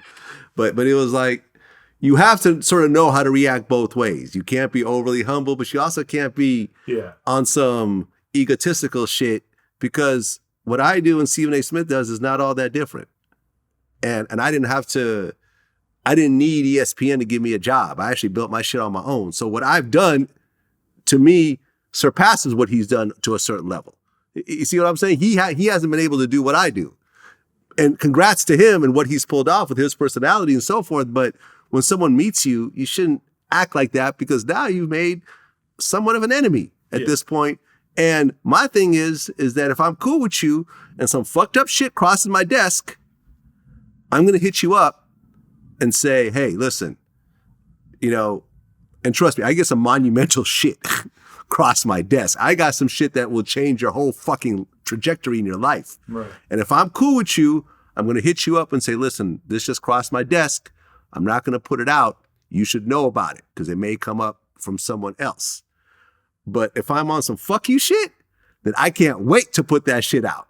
Right. And put my logo on it and talk about it for the next 23 interviews. Well, I would like to clarify that I also really look down upon that attitude of being super like I don't give a fuck when somebody tells you they like your content, because I think anybody, even if it's a 12-year-old kid, you owe them a, hey, I appreciate that. Thank you for watching. Yeah, like pat them on the back. Thank you, bro. Like it doesn't have to be a long conversation, but you got to at least let them know one by one, like, because you don't get to have that experience that much of meeting your fans, Like sometimes I get overwhelmed because I'll be traveling and shit, and it's like, oh, I actually met like 5,000 people who are fucking big fans of me over the past week. But, you don't, like when I'm going to the fucking coffee shop and then besides that, not going in public at all in a given week, I mean, it's fun. Yeah. Well, Kanye has lost all his deals in the last few weeks. The Adidas one kind of surprised me a little bit. Just because when you look at what led up to it, he said all the anti-Semitic stuff and, DEFCON 3 on Jews and so forth. The Gap ended their deal. Whatever. He had a couple pieces with the Gap that no one really bought. Because it's funny how the Gap even announced that they're taking down the Gap Yeezy website. I actually looked at the website that morning, and a quarter of the items were on sale. Nobody was buying these weird ass Gap Yeezy hoodies. I bought one just to see what the quality was like, and it was dumb. Like it goes up to your damn belly button. It's like Gap quality? No, I wouldn't say it's Gap quality. Okay. I would say the quality is a bit better. It was a thicker material, but the fit of it was just odd. In general, no one's ever bought Yeezy clothes. Everyone likes his sneakers. I'll give him that. I own a lot of his sneakers. Right. But the clothes itself has always looked like homeless clothes to me, and I don't think anyone's really fucked with it. My brand manager, who's like way more tapped into apparel and, he's really tapped in with all the different apparel manufacturers all over LA. Mm-hmm. And he said that a couple years ago, basically like Yeezy had taken over the manufacturers in LA in the sense that it was like, even for us to get 500 no jumper shirts made was going to be a huge pain in the ass because Yeezy had basically like monopolized all of the factories in the LA area. And so to put in perspective now, he's telling me that shit is staying on the shelves even before all this. It was not really moving off the shelves that much. Yes, the shoes have always kind of done well. But I mean, there's definitely an argument to say that the brand was not doing like anywhere near as well as it was a couple of years ago, even before all this controversy. So yeah, I mean, I was a little bit surprised to see Adidas make that move, but then having seen, his bank cancel him, Balenciaga, who he didn't really have like a financial relationship with, he was just representing them like crazy. All these brands. I think that there was a Yeezy Balenciaga collab. Oh, okay. Because he said in another interview that he never got paid by Balenciaga. Maybe he didn't. Maybe he didn't. But I'm saying, there was work that they were working with each other. Like for example, Balenciaga has a whole Adidas collab right now, and I'm sure that he had his hands in it somewhat. But it's funny because they're putting that out now that Kanye is not involved. And I saw a meme that was like when your two exes get together and start talking shit about you.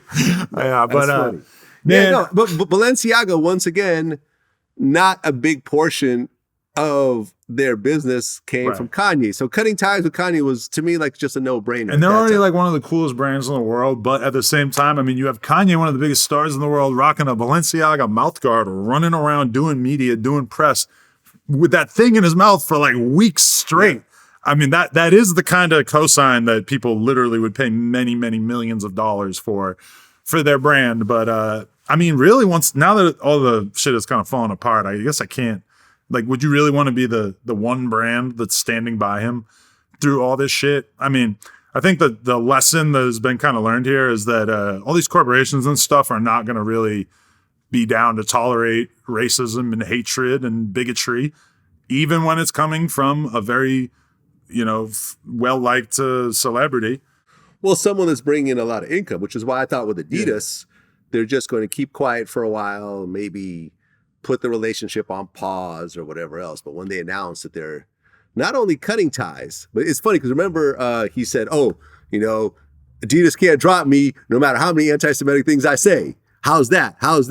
A week later, dropped by Adidas. And that was a fucked up moment because it's like you're acknowledging that you are coming out here and saying anti-Semitic things. Because I would have thought that he would try to characterize all the stuff he was saying as not being anti-Semitic. Like, I'm taking issues with the Jews or whatever, but I'm not actually anti-Semitic. That one quote, I was like, oh, so you're like, you're being anti-Semitic and you're hyped on it. This is a little surprising to me because, I mean, think about it. Adidas did not object to a lot of other stuff throughout the years, Slavery was a choice. Right. Even the George Floyd didn't die from the cop. He died from fentanyl. White Lives Matter. They didn't really care. White Lives Matter. It was a lot of fuck shit that he pulled that they pretty much kept their mouth shut for. In a way that they would not do for any other celebrity. No. I mean, look, Gilbert Arenas had a $40 million deal with Adidas.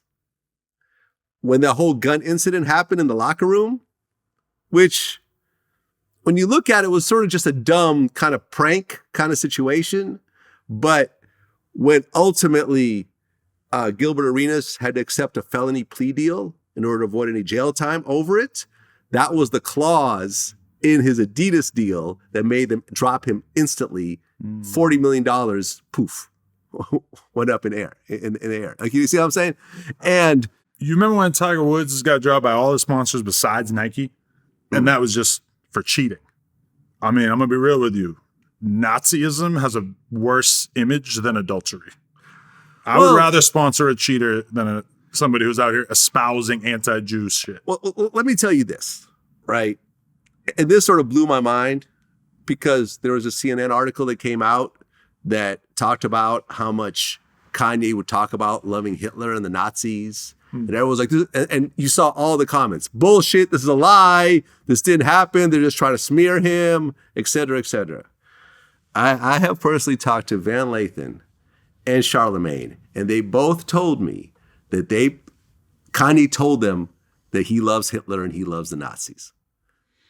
He said that to them. They have both talked about it publicly, so I'm not just putting people on blast. But these are two people that I have known for 10 plus years that have never lied to me about anything. Right. That have never been caught in any sort of lies publicly at all. I 1000% believe you without right. Check. And they both told me that Kanye loves Hitler and loves the Nazis. To me, and that is so dumb on so many levels because Hitler hated black people. Right. He killed black people. He put black people in concentration camps right there with the Jews, right there with the homosexuals, right there with the gypsies. What do you think Hitler would have done to Africa if he really had gotten his way with that continent? He would have put Africa in a fucking concentration camp. I'm gonna be honest with you, like I don't get emotionally and physically disturbed by shit so often. I would think that I have like a pretty strong stomach. The idea that Kanye would ever say that makes me feel dirty about my prior fandom throughout my life. And the reason why I say that is because I think about how I felt watching Schindler's List, or how I felt reading or watching any number of like different Holocaust documentaries and shit like that. The fact that we as a culture have put someone this stupid into this kind of position, and that then the same Jewish media that he claims is trying to cancel him actually protected him because when he went on David Letterman or whatever this fucking story I'm seeing where he's saying all this shit about how much he loves the Nazis, they protected him. They protected him against the same backlash that he's dealing with right now. This could have happened years ago, but they protected him because they loved his music and his career so much that they didn't want to see happen to him what they knew was inevitably going to happen to him. I mean, Once you start saying that shit about Hitler, like, bro, I'm sorry. I just cannot. That is so sickening. It's so ignorant to history. It's so ignorant to what other people have had to go through in their lives. And another thing I really fucking hate about this whole thing is that this all gets treated like it's Kanye versus the Jewish elites. And who gets erased through all this are just the normal Jewish people who feel attacked by this, who feel at risk because of this, who feel like hate crimes are going to be amplified as a result from this. And I think you already are seeing some small amounts of that with these the white power guys throwing the Kanye was right banner over the fucking whatever. Yeah, the Goyim Defense League. Right. I'm looking at such a funny name for a group. I'm looking at a baseball game and somebody's projecting Kanye is right about the Jews up onto a skyscraper near it or whatever. It's like, bro, this is not a narrative or a content arc that we need to go through as a people again. And it sucks seeing so many people defending just the worst behavior that I can imagine. Well, and people have very selective memories when it comes to this type of thing. Right. Because it's short memories. Yeah. Short and selective. Yeah. Like, people are saying that Kanye and Kyrie are being punished to an egregious level and it's unfair and they're being picked on and bullied. Mm. Or somehow they don't remember how Roger Sterling, a Jewish guy, was caught using racial slurs, non-publicly, mind you, in a secretly recorded phone call. Not to say that it's any less horrible. Right. But it's a little different than espousing an ideology over and over and over on a bunch of different huge on a bunch of different platforms. Yeah. He got kicked out of the NBA permanently and had to sell his team. Right. Kanye got to keep Yeezy. Like his brand, he still owns the Yeezy brand. He can go and manufacture it himself. I mean, he tried going to Skechers. That didn't work out. But I'm saying he still got to, keep the brand and so forth. Roger Sterling lost everything. I mean, he didn't lose it. He sold the team, but he was banned from ever buying another NBA team again. And I can guarantee you that he can't buy an NFL team or a baseball team or the owner of the Suns. Because I was just having a huge argument with AD about this. Not like an argument, but we were just going back and forth. Because he said that. He said, they don't do this shit to white people. I'm like, bro, are you fucking serious? I'm like, Megyn Kelly was one of the most popular anchors on NBC, and she got fired because she said something like, is blackface really that big a deal? Right. Stupid question from a somewhat stupid person. I don't want to fully go in on Megyn Kelly. She's all right. But like, it's like a pretty dumb question, but like really she was just asking a question. She lost her whole career. She got kicked off NBC. I was just I brought up Paula Deen as an example. They didn't catch her saying the N-word. They got her to say that she said the N-word when she was younger. TV show canceled. I'm sorry. This shit is just the same. They're taking the playbook that they've been consistently using against white people for not a long time, but past 5-10 years or whatever. And now it's kind of being flipped and people are using it against famous black celebrities. Roseanne Barr. Another example. Example. A Jewish woman who was going back and forth with a woman who happened to be biracial, who she didn't know was biracial. She said, I didn't know she was black, which when you look at her, you can kind of see, you can kind of understand, but she called her like, oh, she's a mix between the Muslim Brotherhood and the Planet of the Apes. Yeah. Boom, dropped. Her show was dropped that same day by the black CEO of the TV company that she was working for. It was like a brand new hit show. Done. Gone, yeah. Done. Yeah. Forever. She hasn't been back since. The owner of the Suns, in a report, they're saying that he used the N-word and so forth, had to sell his entire team right then and there. Because remember, originally he was just supposed to be suspended for a year and fined like $5 million. LeBron spoke up and said, this is bullshit. The NBA came and reversed their stance and said, no, on second thought, you're permanently banned and you have to sell your teams. Mm-hmm. So this happens all across the board. At the end of the day, if you did a tweet that said, tomorrow I'm going to go DEFCON 4 on Mexicans, what the fuck do you think was gonna happen? A rough day. You go lose deals and you're gonna rough year, yeah, you're gonna the shit is fucked up. If you say I'm gonna go DEFCON 4 in a group of people, whoever they are, it's gonna end up being a fucked up situation. And there's no way around this. And somehow it's being like, oh, DEFCON 3 is really defense. And people create these excuses and nah, that's not how he meant, or this, that, the third. But it's like, yo, it's weird to me how it becomes such a polarizing issue and how it becomes a us versus them. No one wants to see whatever the person identifies with, they will take the side of that person, no matter how fucking stupid. I mean, the fact that, LeBron James said, I don't like what Kyrie Irving has said, and I don't agree with it. Everyone's now attacking LeBron James, where, Kyrie tweeted a documentary that said the Holocaust never really happened and Jews worship the devil and, all types of other weird shit. I personally also have a problem with Amazon still selling this. If it is such a polarizing thing, why is Amazon continuing to sell this movie and make a profit off of it? I'd like to know their standards for that, though, because I'm sure they saw Mein Kampf. It's like a historical document, though. It's like important, I think, that be available to people just because, it's a slippery slope. Yeah. It's a slippery slope. You know what I mean? Kanye's music is still on Spotify. It's a slippery activism slope versus history, I mean, look, and from what I understand, I mean, I remember me and Daylight were talking about this, and he watched. Who also got dragged into this. He got dragged into this, and Kanye started tweeting him. Yeah. I called him up. He's like, yo, I'm hot right now. I'm like, yes, you are. You are definitely hot right now. Between this and this other flashback where you were saying how Young M.A. is sexy, you've been going viral recently. But we talked about, he actually watched the movie, and he doesn't even remember those parts. He said they were kind of sprinkled in different types of ways. But I don't think Kyrie even watched it all that closely, because when they started to question him about it, they're bringing up some of the anti-Semitic stuff, and he's answering them with I know what I am, black people in America are the real Jews. No one really has a problem with that. At least I don't, I mean, but most Jews don't have a problem with that. Okay, if you think that your group of people are actually the real Jews and we are not, okay, cool. I'm perfectly happy with that. Yeah, in and of itself, that's not really a dangerous statement, even though it might be anti-historical, But let's be real though. I think that documentary, which again I haven't seen it, I probably should because I've talked about it so fucking much this month. But I don't think that Kyrie, realistically, it's not exactly like he graduated from Harvard or anything.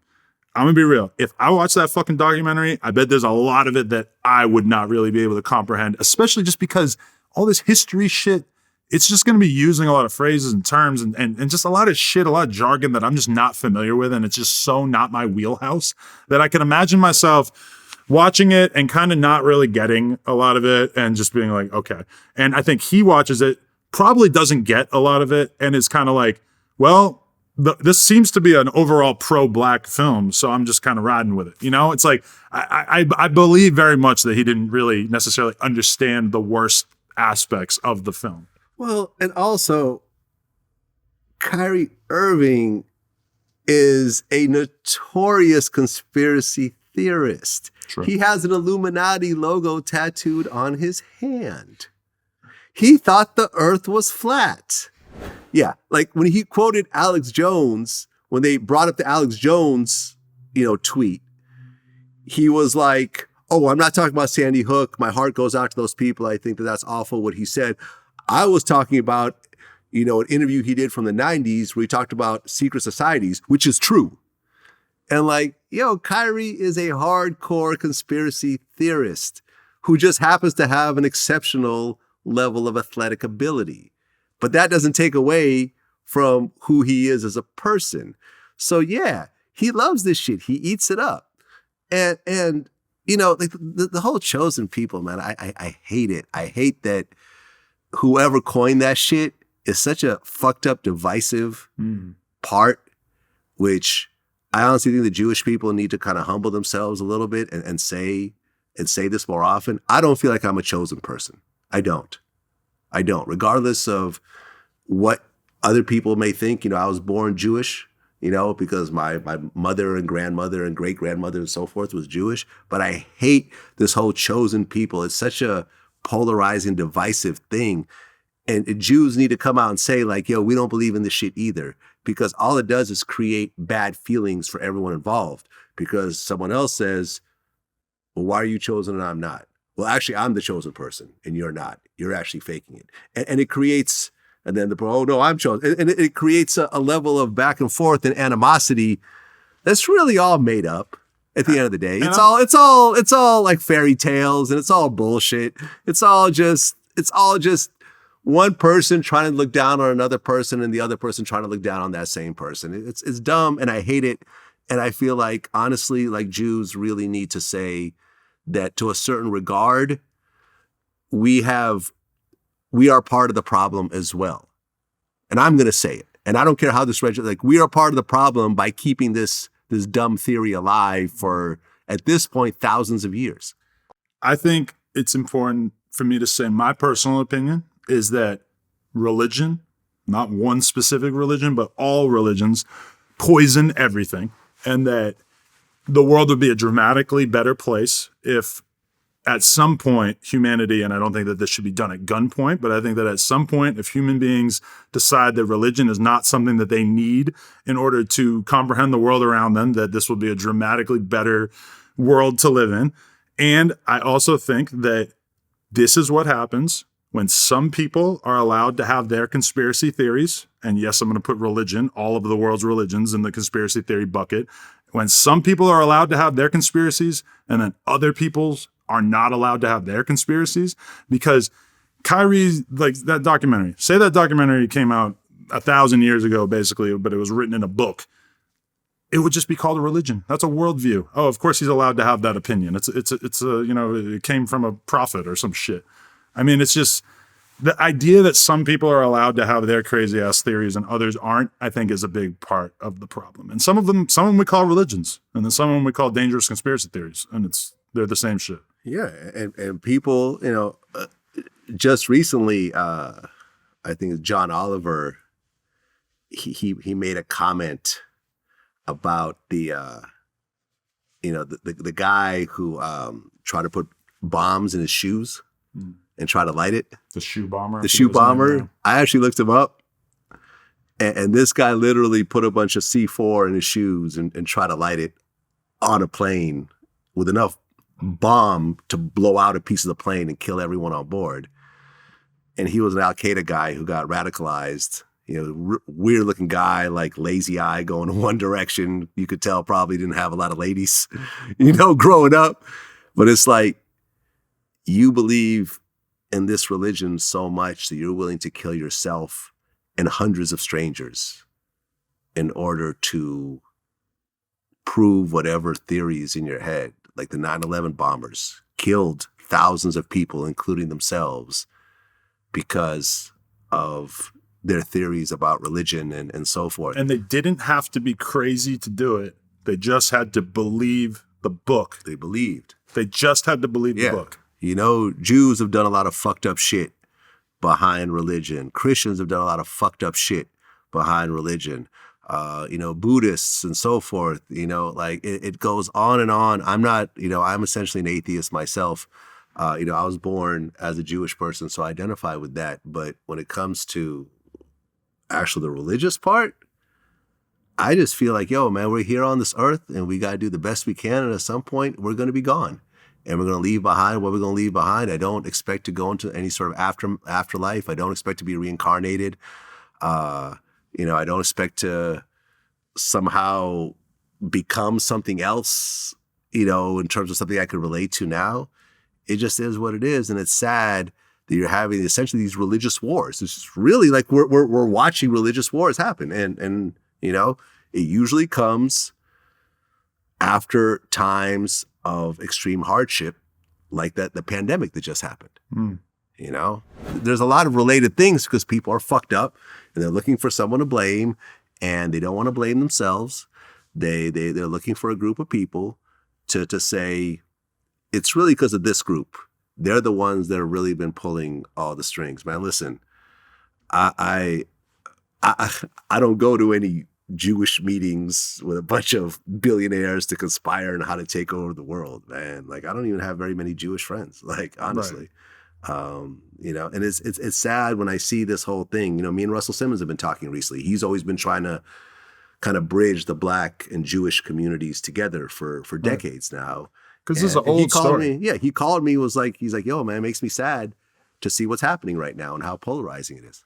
Right. And he, I was having this conversation in our group chat the other day, and I went on Google and I searched up the article about Professor Griff getting into it with, for saying anti-Semitic shit back in the day. I interviewed him about it. And Lush, my boy Lush, he reminded me, he's like, Ice Cube was like the original anti-Semitic rapper. Like he fucking went through all this shit too, and he disavows all of it or whatever now.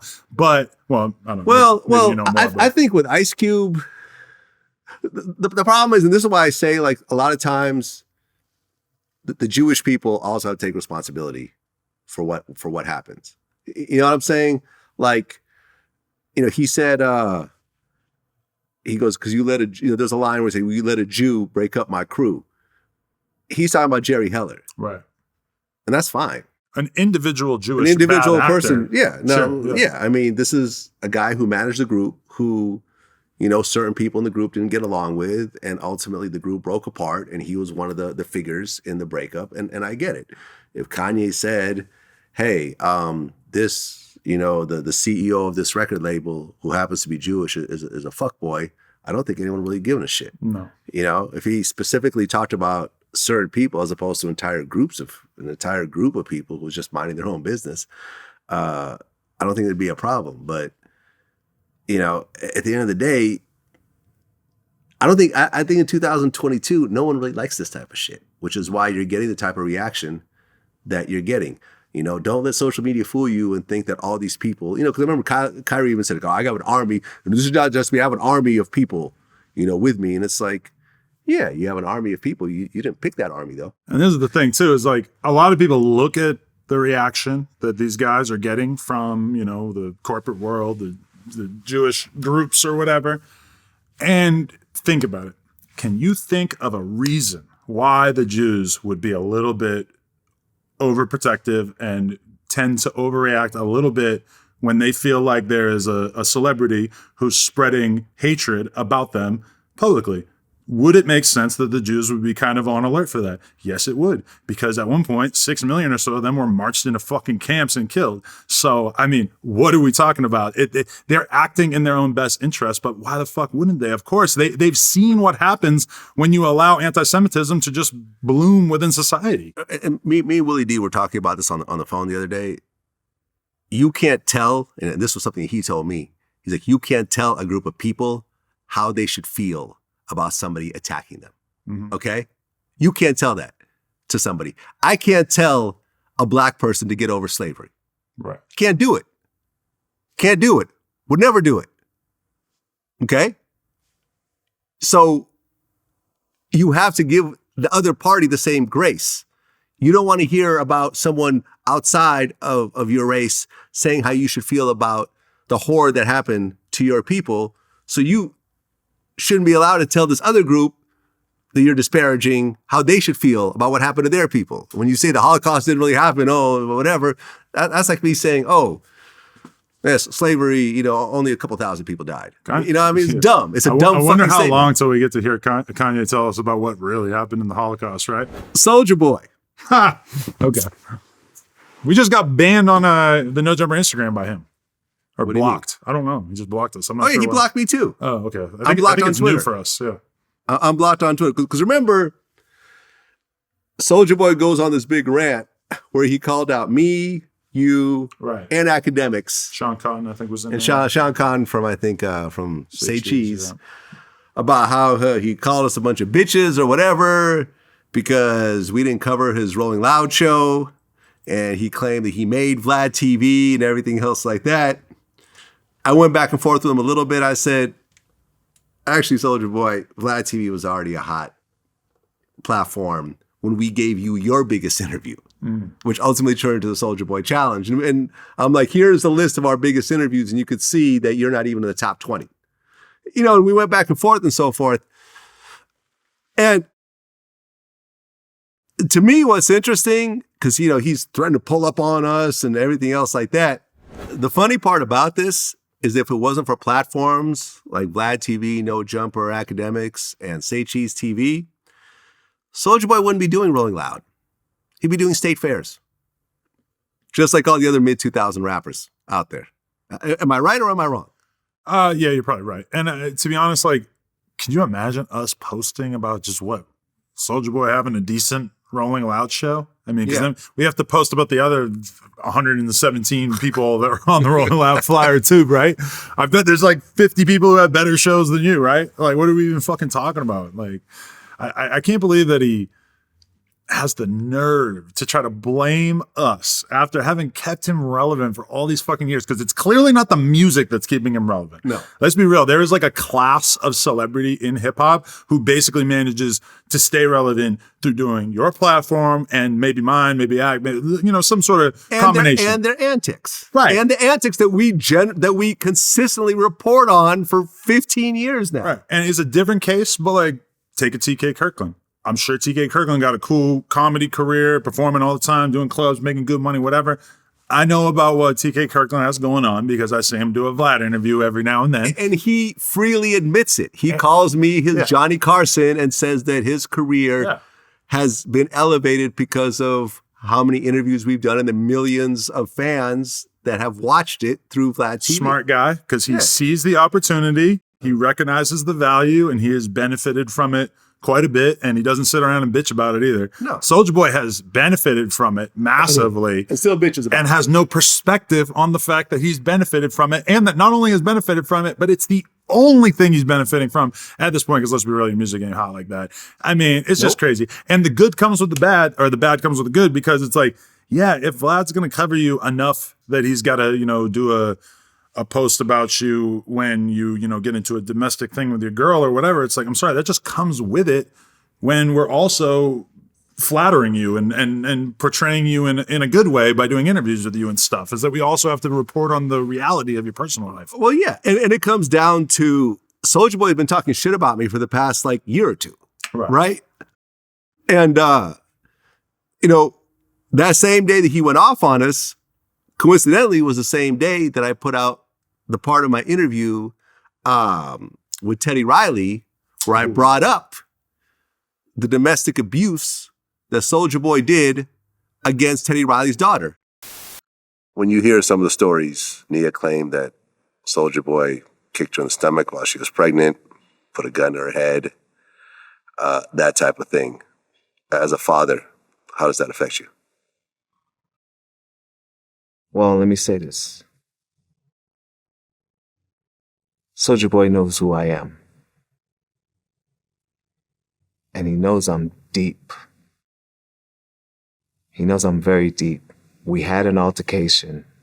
I was called a lot of names, and I got an apology. I'm looking for an apology for what he's done to my daughter. I'm looking for that. As a man, I'm looking for that. And I think she deserves it. That's why he went at you that day, right? No, see, it ended with that because it dropped right afterwards. Oh. So, you see what I'm saying? I don't think he was ready for that. He didn't realize what was coming down the line. At the end of the day, you got to understand that every action has a reaction. People are like, oh, why are you talking shit about this person? Usually because they're talking shit about me first. But that question right there, though, even if you and Soulja Boy were best buds, I feel like that's still a totally fair question for you to ask. It's a fair question. It is a fair question. But if me and Soulja Boy actually had a very good relationship and a respectful relationship, because we actually had an interview scheduled with him that he was getting paid for significantly, that he canceled the day of with some bullshit excuse. And then when we were saying, okay, are we going to reschedule it? He made a fucking video saying, oh, fuck VladTV. He inflated the numbers that we were going to pay him, and fuck your X amount of dollars and so forth. So I'm like, all right, cool. And man, I'm going to be real. When I was watching that clip, like Teddy Riley, I don't know a ton about him, obviously, is from a different generation, but listening to him talk about homie putting his hands on his daughter, I'm just putting myself in his shoes, just thinking like, I could feel the simmering rage in Teddy Riley's body in knowing that somebody has done this to his daughter and that he can't really do anything about it, because if he did what he wants to do, he's going to probably go to prison. And that he's just, he turns kind of zen in that interview, in that part, because he just is so angry about the fact that that's a thing that he had to live through. And it's hard for me to find any fault in you asking about it. Now I was in, I forget what trip I was on, but I think I was in New York. I was somewhere, I was on the East Coast, and that Soulja Boy shit happened where he's like arguing with us or whatever. And he's basically just like, pull up on GTA. We gonna talk about this right now. So he doesn't want to do an interview. He wants me to pull up to his GTA server where you got to pay. I think he's trying to be on that T Grizzly shit of trying to get money from all people to play with him or whatever. And I was going to do it even though I never played GTA. And, but I wasn't home. So I actually probably should hit him up about that, because the idea of arguing with Soulja Boy in GTA sounds pretty fucking funny to me. Yeah. And the sad part is that when we put out the Teddy Riley interview, Soulja Boy posted a video response to it. Oh, really? And the response was, DJ Vlad is the police, DJ Vlad is the police. He said DJ Vlad is the police 7 times.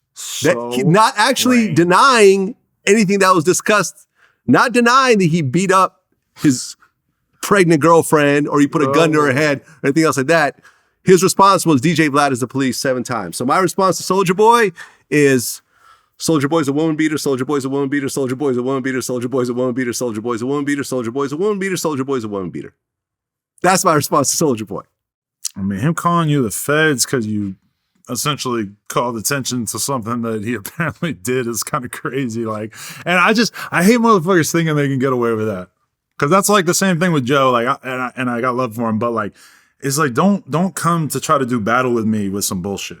You know, like if we're having a real war of words, and like in this case, kind of a war of actions where you're putting different, you know, there's clips coming out that have real shit documented in them.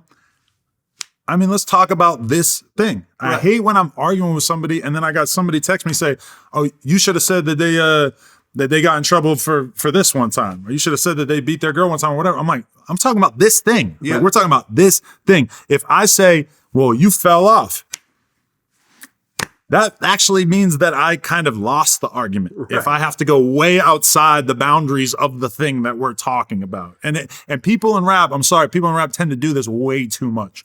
We need debate classes for a lot of people in hip hop so that they can do less of this weird thing where they sort of stray from the initial point and just make it about something completely different. Right. I mean, look, me and Ellie Chapo were going back and forth on Twitter. What ultimately happened, we got on the phone and we talked it out. Me and Soulja Boy could have got on the phone and had a conversation and talked it out. Me and Lil Durk could have got on the phone and had a conversation before he dissed me on his last album. People don't want to do that. I think people like, oh, okay, here's an opportunity for me to, instead of talking it out, I could actually go viral by talking shit about the person publicly. But ultimately, what happens? The other person keeps it going. And it's not like I don't have a platform. He knows he's wrong, and that's one thing I hate. I was with my family the other day, and I heard something happen where somebody basically like called somebody else out, and they were totally wrong, and then they realized they were wrong, and they wouldn't admit it. And I'm like, you can't afford to do that on camera because it kills your fucking credibility so bad when you attempt to when you're wrong about something and you won't admit that you're wrong. And that's why I think I'm kind of trained for this with the poker shit to a certain extent, because you're so used to not being 100% on anything. It's like, I think that this bluff will work 80% of the time. That makes it a good bluff. It doesn't have to work all the time. So a lot, like even when we talk about the Megan Thee Stallion thing, I'm 85-15. I'm like 85% he shot her. Mm-hmm. You know, but I can't say 100%. I wasn't there. I don't like it's just, it would be so silly for me to sit there. And a lot of times as a person on camera, that's what they want from you, is they want you to take a strong opinion and to have no consideration for the other side. I can't do that. I have to like try to say the true thing and not just like what I want to be true, you know? I mean, look, when you call Soulja Boy Fluffy Fingers, that was the funniest shit I'd ever heard. You're a big Office fan too? No. Oh, well, I mean, I've watched The Office. Yeah. Oh, is that came from The Office? Yeah, because like there's a scene where Michael Scott, who's like the lame white boss, he goes to Daryl, who's like the cool black guy who runs the warehouse, and he says to him like, you know, he's basically like, what do you do when someone has a problem with you in the streets? And Daryl starts trolling him, and Daryl's like, well, in gangs, you'll go to another gang member and we do this thing called fluffy fingers where you just tickle each other. And then once you're done tickling each other, you're laughing and you're falling over the ground, and then you hug, and then all of a sudden you're best friends again. And Michael Scott in the show is just like, gang members do that? I'm like, I don't know why, but I referenced that with Soulja Boy. I don't think he's seen The Office either, because he didn't seem like he really got it, but I don't Hilarious. Well, at one point, you actually went to O Block. Yes. And you gave out $100,000? Mm-hmm. What actually led up to it, and why'd you do it? Well, that's an interesting question that I have not really thought about how I would speak on publicly. But yeah, there was some conflict between the YouTuber Steve Will Do It and 6ix9ine, who they're cool again now. But basically, like, Steve Will Do It had, gotten basically like blamed for getting the Perkio kid in a situation, the fake Lil Durk. Mm-hmm. And at first, it was kind of planned that me and Steve Will Do It, we're going to go to O Block to give away a bunch of money and stuff to basically like smooth the whole situation over with the 6ix9ine setting up Perkio and everything. Because basically like Track, Melly's manager and King Von's former manager and everything. He kind of like had set this whole thing up with Steve Will Do It, that me, Steve Will Do It, and Track were going to go to O Block and we were going to fucking give a bunch of money to the community and all this kind of stuff. And it was partially like, why is Steve doing this? It's partially because he had kind of fucked up by screwing over the like Haitian community by fucking over this Perkio kid in the Florida thing, right? And then at the last minute, Steve got cold feet. So me and AD ended up going without Steve Will Do It. And now Steve Will Do It is actually cool with 6ix9ine too. So, and this has never been said publicly. And I would never have probably said this if you didn't ask me. But yeah, so a lot of people were like, $100,000, that seems like a lot coming from you, Adam. Like, you're just giving away $100,000. I did give away a nice chunk of money that was mine, but a nice chunk of that also came from Steve. So there was originally a plan that this was a little bit of like a repentance tour, and then it kind of got turned into something else.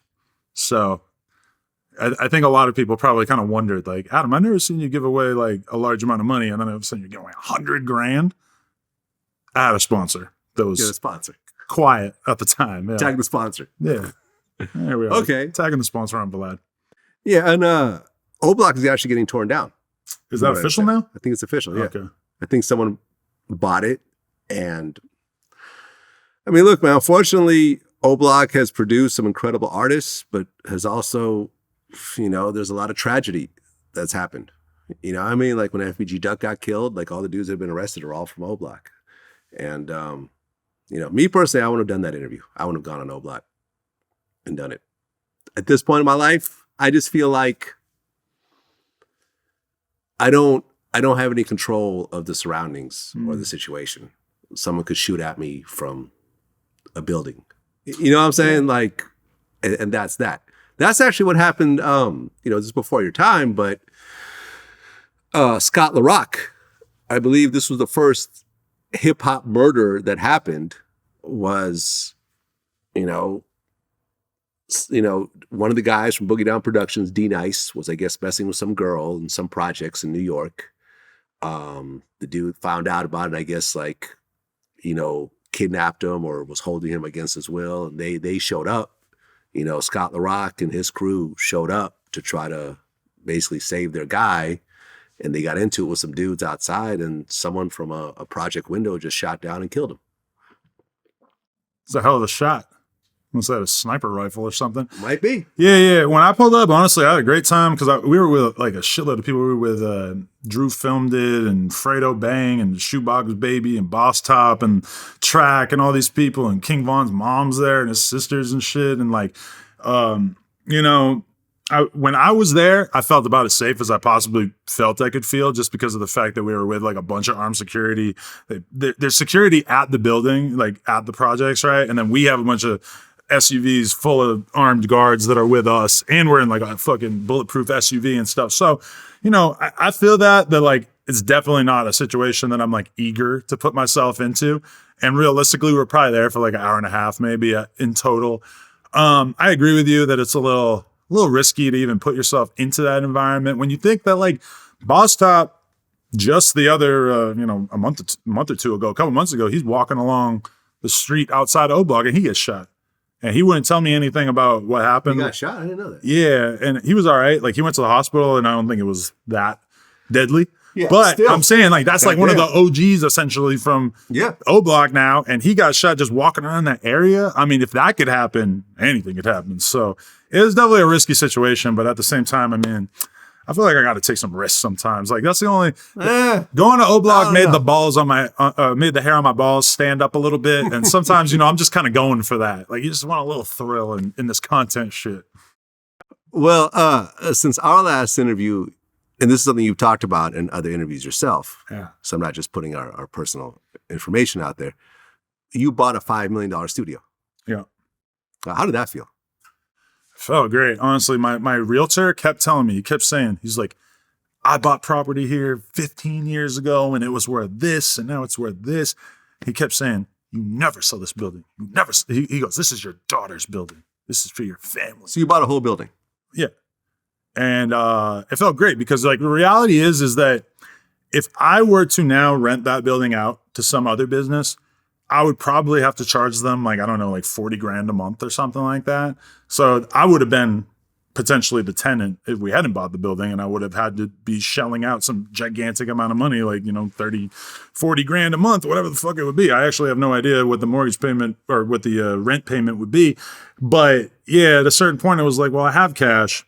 It's like I already own a house, but this seems like a pretty wise decision to make just in terms of owning the building that you're doing content out of, everywhere in Southern California and the Valley in particular, the real estate prices are just consistently going up, even though they're kind of going off, they're falling in a lot of other parts of the country, but this appears to be one of the parts of the country where that's not something that we're really at risk for. So yeah, I decided to make the leap.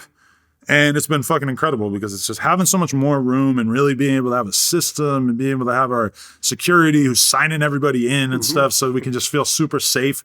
It's great. And, our old building was just not really like hospitable to us really having like a super secure environment. We had a big fucking metal rolling door that we'd have to go in and out of all day.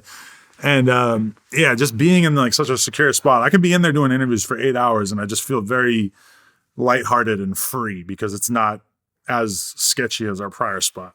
Oh yeah, I mean, when I showed up to do an interview, to be interviewed by you, I showed up with my armed security, and your security guy was like, "Well, he can't come in with a gun," and I'm like, "Well, we ain't going in then."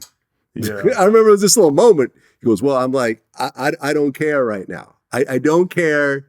I understand you're doing your job, but I'm not going into this building without our armed security. And so go ahead and call Adam and do what you have to do.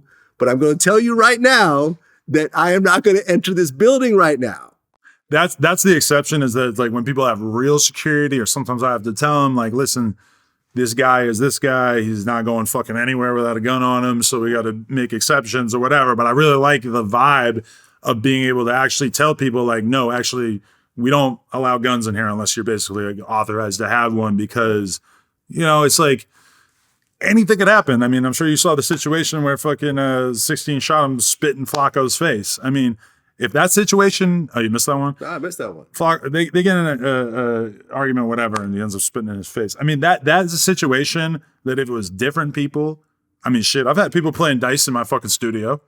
I never thought about the prospect of somebody shooting somebody, but it's like, by telling everybody that the guns can't come in, I just think it creates like a better environment where everybody can be a little bit more low key. And it's like, if there was like a crazy fight, like if people were to really be getting into it and there are people who realistically have guns in the car, then I could actually handle the situation by being like, okay, you got to go. Get the fuck out of here. Then once you're out of there, then I can make the other person leave. And that way we can kind of really avoid having any, I'm just trying to avoid any kind of negative shit in the long term. Because especially like if somebody gets shot in the studio, I mean, I'm the first person who's getting sued. Of course. Well, my thing is that I'm not going in here not knowing who is in here, who I'm going to run into, who, has some sort of beef with me, who wants to stick a camera on my face and try to go viral off some fuck shit. Like, at the end of the day, if you want to come to my studio with an armed security guard, you could do it. So I figured, look, I know that once Adam finds out, it's going to be cool. But I know your security guy is just doing his job. But my thing was like, we'll wait. Yeah, totally understandable. We'll wait, and we'll or we'll just leave. One of the two. If Adam if you came back and said, I'm sorry, there's no guns in here, I'd be like, sorry, Adam. If you want, you can come to my studio and we can film it this way. But our goal is not to keep, actual security guards out, or even honestly, like my goal is not to keep like, some like real certified dude who knows what the fuck he's doing and he's got a gun in his pocket. My goal is not really to like prevent that guy from coming in either. It's more like, oh, I'm interviewing some guy and his fucking 3 idiot friends are sitting on the couch and they're drinking lean, and one of, it's like somebody's going to shoot themselves in the fucking ankle because they don't know what the hell they're doing. Like, it might seem like a pretty unlikely scenario, but it's also like doomsday scenario that I would love to avoid. And when I think especially about the old store. Yeah, when you got a gun, well, a fake gun, but still a gun. Yeah, but I'm not even thinking about that. I'm thinking about one time there was these like Mexican gangster dudes and Lil Xan was there. And Lil Xan's like taking a picture with one of them. And one of them just pulls a gun out and puts it to Lil Xan's head for the photo. Wow. And we don't even realize that it's happening until it had just happened. And Lil Xan has security there, and the security for some reason doesn't consider this a big deal, right? And like this photo's still floating around online. And when I think about that situation, it's like, oh, that's an easy situation that we would have avoided by just not allowing fucking guns to be in this spot at all. But that would have been totally unrealistic at our old store, whereas our current environment, it's much more secure, so we're able to actually kind of call the shots more. I can't find this photo. Where is this? Oh, I don't even know if it ever really got distributed like that, to be honest. I can't. I'm actually looking for it. It was an awkward photo. I'm sure it was. And because it's like Lil Xan doesn't look like he has a gun to his head. Because he didn't really realize it happened so fast. Like, to be fair, the dude who did it, I think that was pretty funny, but it's like pretty fucked up for me. Yeah. Well, last question. In an interview that you did, you actually said that you make $1 million a month with no jumper. I mean, I'm gonna be real with you. $1 million gross would be a good month. Have we done more than that? Yeah. Do we definitely sometimes do months that are lower than that? Yes. But yeah, I mean, I think that that's something that, and especially when you throw Plug Talk in the mix. Okay, now we're talking. I have figured out a lot of different revenue streams stemming from my core business, as I know you have. And you're somebody who's helped put me onto that. I mean, listen, like I got 2 popping Facebook pages right now. I got plans to have like 5 or 6 by the end of the year. There's a lot of fucking ways that you can make money out there. And there's new revenue streams popping up all the time. I had an app hit me up the other day that is fully prepared to pay me, many hundreds of thousands of dollars a year to just make some content for this app. There's a lot of fucking opportunities out there. And the reason why I said that, because a lot of people are like, why'd you say that? It's like, motherfucker, I got to listen to Lil Baby and songs talking about making $500,000 a show, et cetera, all the time. Drake, whoever, everybody talking about how much money they got. I went on Graham Stephan's podcast, and he's like a business guy. Like he does real estate. He does all this, kind of stuff. He has a great podcast. Actually, you should go on it. I can hook you up. Sure. But one of his big things is that he'll always clickbait with, I'm interviewing the guy who makes $100 million a year. I'm interviewing a guy who makes $1 million a day, whatever. So I was thinking about that the whole time that I'm on the plane going to Vegas and stuff. Is like, what am I going to say? Because I know he's going to try to get actual numbers out of me. And I think that it's kind of important for us to let kids or, younger content creators know that it's like these rappers are not the only ones really making a lot of money off this shit. Like you can make a lot of fucking money off content. And, I don't know if I've ever really seen you or Rack say a dollar amount like that. No. So I decided. Nor will I. Right. Nor will I. So if I go on this podcast, what's the guy's name again? Graham Stevens. Graham Stevens. I am not telling you how much I make. I'm not telling you what's in my bank account. I'm not telling you how much I spent on various items. It just is what it is. But then again, that's just me. I'm sure he could come up with a great title for your interview without that information. I just decided but you know how he's clickbaiting it? Because I see he has a Snapchat show too. So they kind of have to clickbait it in a little bit different way with an even shorter title. And it's like how Adam22 went from Skid Row to $1 million a month. And I'm like, well, I did have a store adjacent to Skid Row for a long time. So that is kind of fair. But yeah, I mean, I just wanted to put it out there to be like, hey, being a successful YouTuber is not you making $100,000 a year.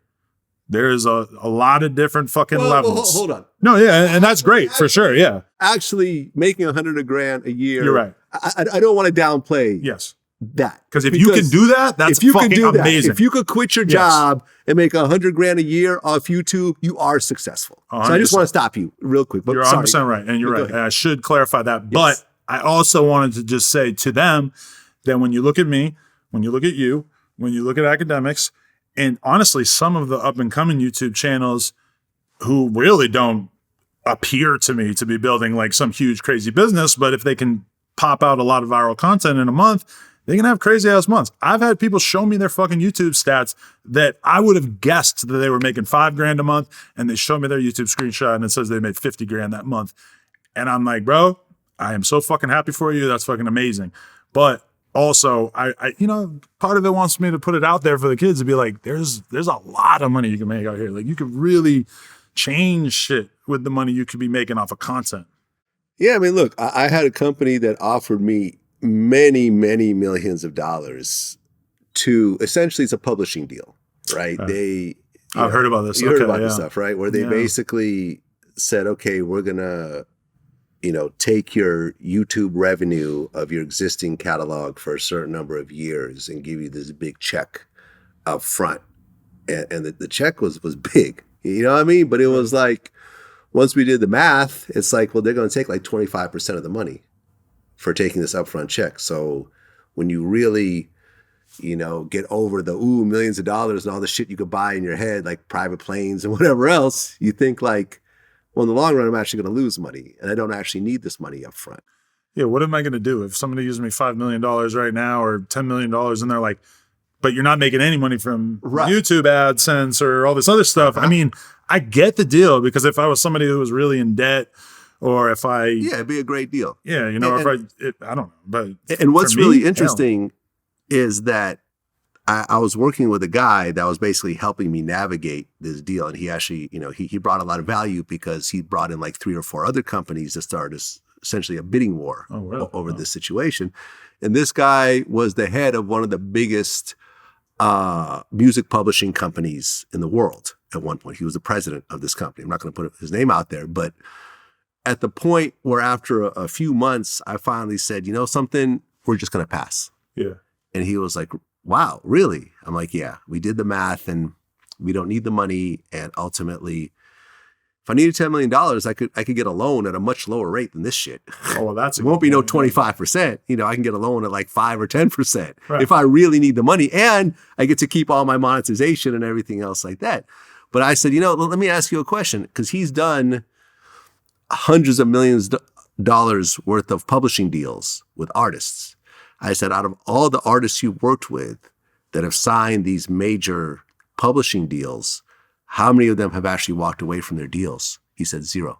He said nobody ever walks away from these deals. See, I don't get that. Ultimately, there may be some back and forth, but ultimately they'll come up with a number and sell their publishing to this company, which will ultimately make a nice profit off of it. And it was like, we're sort of in a different zone right now where we don't have to take these publishing deals like artists. Right. You know what I'm saying? We could actually keep our shit, make more money, keep all the ownership, not sell anything, whatever. I mean, look, at the end of the day, there's a price for everybody. If someone came in, I've always said this, and people have asked me this question, like, if someone, is like, how much do you sell VladTV for? If someone gave me $100 million, they could have it.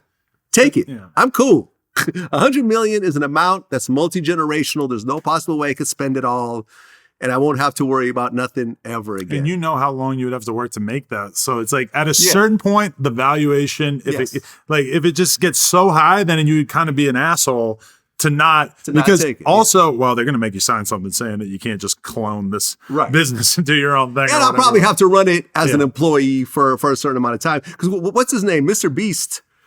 He said he turned out $1 billion offer for all his companies. I think that was to buy the whole thing, To buy the whole thing. And actually, there was an article recently that said that he's raising like $150 million, and the valuation for his company is like $1.5 billion. Now, that's not just YouTube. That includes a food delivery service and all this other... bars, all this shit. Yeah, all this other shit. And this guy's still in his 20s, right? 24. That's offensive. That's my fucking hero. That's fucked up. That's my hero. That's my hero. Shout out to Jay-Z and Puffy and Pharrell and everyone else and you. But yo, that motherfucker right there at 24 has trumped everybody. Because if you want to buy that valuation of 1.5 billion, which I'm totally fine with doing, that basically means that he's worth as much or more than Jay-Z, and he's half the age. Yeah, less than half. Jay-Z's in his 50s. That tells you a lot about Puffy YouTube. just turned 53. This guy's less than half their age and owns everything, creates his own shit. Like that to me, yo, Mr. Beast, man, you're my fucking hero. And I just want to say this, is that when I first got into rap and I'm like, this SoundCloud era, and I'm having conversations with a lot of these, young, and I'm not talking about the X's and the Lil Pumps and all these like super successful performers. I'm talking about like the producers and shit. And I'm having producers who realistically ain't shit telling me, oh, I just got offered a production deal or a publishing deal from this company and they're going to give me $100,000 or they're going to give me this. And I'm just sitting there thinking in my head, I'm like, but don't you have confidence that you're going to keep making the value of your career go up? Because that's how I feel. And I'm sure that that's how X feels. And I'm sure that's how most of these rappers feel. But some people don't feel that way. And it's like, if you knew in the back, this is the thing, if you knew in the back of your head that VladTV was not worth shit, that if you knew this was all a house of cards and that it's falling apart 6 months from now, then you would be happy as fuck to sell. But a lot of people's businesses actually are like that. I just actually have the confidence that I'm going to be able to continue to make good money for a substantial period of time, Yeah, I mean, I just interviewed Akon and he turned down a over $100 million offer for his catalog. Over $100 million. $100 million offers? More than that. I got a huge catalog, bro. I know this. Like this is why I'm asking. But that's what I'm saying. If they offer you that kind of money, imagine how much. What's the biggest offer you've gotten for your catalog? I ain't trying to get. You forgot what generation we in. These little niggas don't care. Well, but it's more than 100 million. Well, that'd be all. It's more than 100 million. No, hold on. I just turned down. You turned down 100 million. I don't know if that's what it's worth. That's just what But you turned down 100. I know what it's worth. I believe it's worth billions. But Akon don't need the money. And who was it? Future that Future sold his back catalog for 65 million. Listen, there's different times in everybody's life, and you can't take it with you. It's like, yeah, it might seem a little interesting that Future's selling it at 40 or 39 or whatever he is, but it's like you're gonna sell it. You're gonna have to sell your catalog, or you're gonna have to sell your company at some point, right? It's like, maybe not. What are the odds that you have an heir who you also consider to be the ideal person to take over this business and wants to take it over? Realistically, selling your business at some point is the path for almost everybody. Well, World Star Hip Hop got sold after Q died. Yeah. Genius got sold, all to the same company, by the way. Right. Is it one of the big mixtape sites? And I talked to this company and we talked about, how much would they give Vlad, to buy VladTV? And it wasn't a huge amount because they focused on websites, not YouTube channels.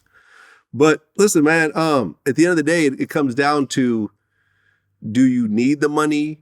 Future went and bought some huge mansion in Miami, like a $16 million mansion. I'm sure with the money that he just got, and he was probably able to just pay the whole thing off, no mortgage. Dope. He may have had his eye on that property and okay, here's a way to get it. Future might have it in his head that, let's be real, there's a recession coming. He might think that his catalog is worth more right now than it's going to be worth in the future. And also, I've heard a bunch of artists say that when they sell their catalog, it kind of feels like they're almost like freeing themselves from their prior self, because it's like, now you get to make more money and profit off of that directly. And I can kind of understand having some sort of feeling like that as well. Is like, it's like you have this thing that you're just like carrying around, this weight of this collection that you own. And it might kind of feel good to sort of say goodbye to that at some point. I could see that. Well, listen, and I think a lot of times, especially in this era, when it comes to content, people undervalue what their content is really worth and the importance of it. Mm-hmm. Some people criticize me because, when my content is being used, re-uploaded and stuff like that, and I don't have permission or relationship with those people, I will file copyright strikes and so forth. And sometimes those strikes have caused people's Instagram pages to get shut down, or Facebook pages to get shut down, or Twitter accounts to get shut down, or whatever else. Number one, if their account got shut down, it wasn't because I did it. It was because I was the last straw on a string of copyright, offenses that they've gotten into. And people are so shocked that I would do this, but it's like, I value my content.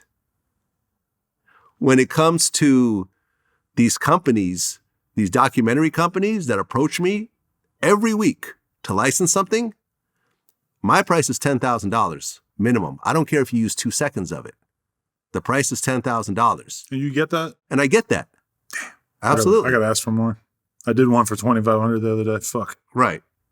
And the answers, and people try to get on the phone with me. Oh no, but we're only using this and this is not with our budget. Not my problem. It's not my problem that it's not within your budget. I'm not approaching you selling. This is not like me out there trying to sell my product to these documentaries. You guys are approaching me for something that you need from me that's a unique product to help your project. So if you don't feel it's worth $10,000, that's fine. Yeah. I'm going to go about my life. I'm not going to sit there and try to debate with you and people have gotten upset. Like, yo, this is ridiculous. Like, okay, don't pay it. I feel that this is worth this much. If you want to, do multiple clips from different interviews, it's $10,000 for each of those. And I don't care if you're using 5, 10 seconds or 2 minutes or whatever. This is how much it is. You guys will now be able to resell this forever and to make trailers and everything else like that. This is, to me, I value what it is and I see the big picture of what I'm doing. And a lot of people don't care. A lot of people, especially people who have done deals where they don't even really own their content, it's on other YouTube channels. They like when people re-upload it and copy and they go viral and so forth. You don't make any money off that shit. You know what I'm saying? Like, to me, I spend millions of dollars a year creating this content. I have a staff of 12 people. Like, my overhead is crazy. This is not me with a camera just having fun. So I value what it is I do. If you don't value it, that's fine. But I'm going to get things taken down and I'm going to have a legal recourse because not only do we spend this money, but we actually copyright every single interview. We send a copy to the copyright office. Really? Yes. We have people sign release forms. We send stuff to the copyright office. We are protected and we own this footage. And people having these temper tantrums that their account got taken down because all they did was re-upload a VladTV clip is just, you're not in the same caliber. You don't run a business the same way I do. You're just hustling and you're trying to get some views and you're so shocked when this happens. I know, because at the end of the day, I think that somebody's YouTube content is just like their body or their property. It's just like their fucking yard in the front of their house. Right. Where it's like, listen, you can't use my shit unless I give you permission. Right. And if you do, then I'm going to use whatever, abilities I have within the system that I'm dealing with.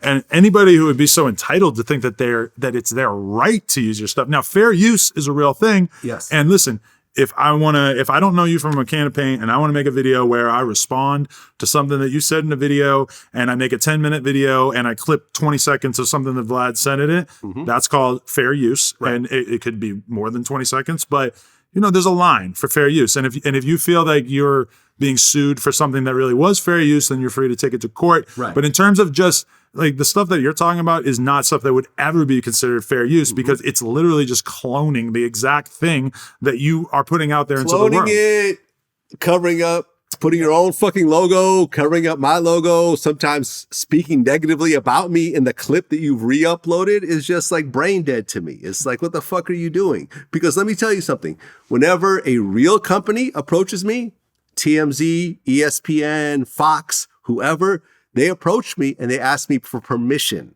to actually use it. And sometimes I'll say yes, sometimes I'll say no. And when I do say yes, I'll say, I'll allow you to use it. I'll allow you to use this much. My logo has to be visible. And you also have to mention the company name in the course of actually describing it. Right. No problem. Some people say, well, we want to use more. Well, then you'll have to license it. Right. You know, same thing with images. Like, you know what I mean? Like our images were on a whole bunch of different websites. You know what I'm saying? They would just use our images. They would take screen caps from our interviews and use them as placeholders and so forth. And I've had to reach out to these sites and say, listen, guys, I'm not a sue happy type of person. I'm not out there filing lawsuits against people. But I will tell you, listen, there's literally hundreds of instances of you guys taking my content and you guys know that this is illegal, right? I'm not going to sue you, but I'm going to give you guys a week to take care of this. Right. If you don't want to take care of it, then we can work out a licensing fee for every image. It's up to you. But you're not just going to grab our shit and use our shit and everything else like that. And, you know, because ultimately we're running a legitimate business. We pay taxes, we get release forms, we copyright our footage.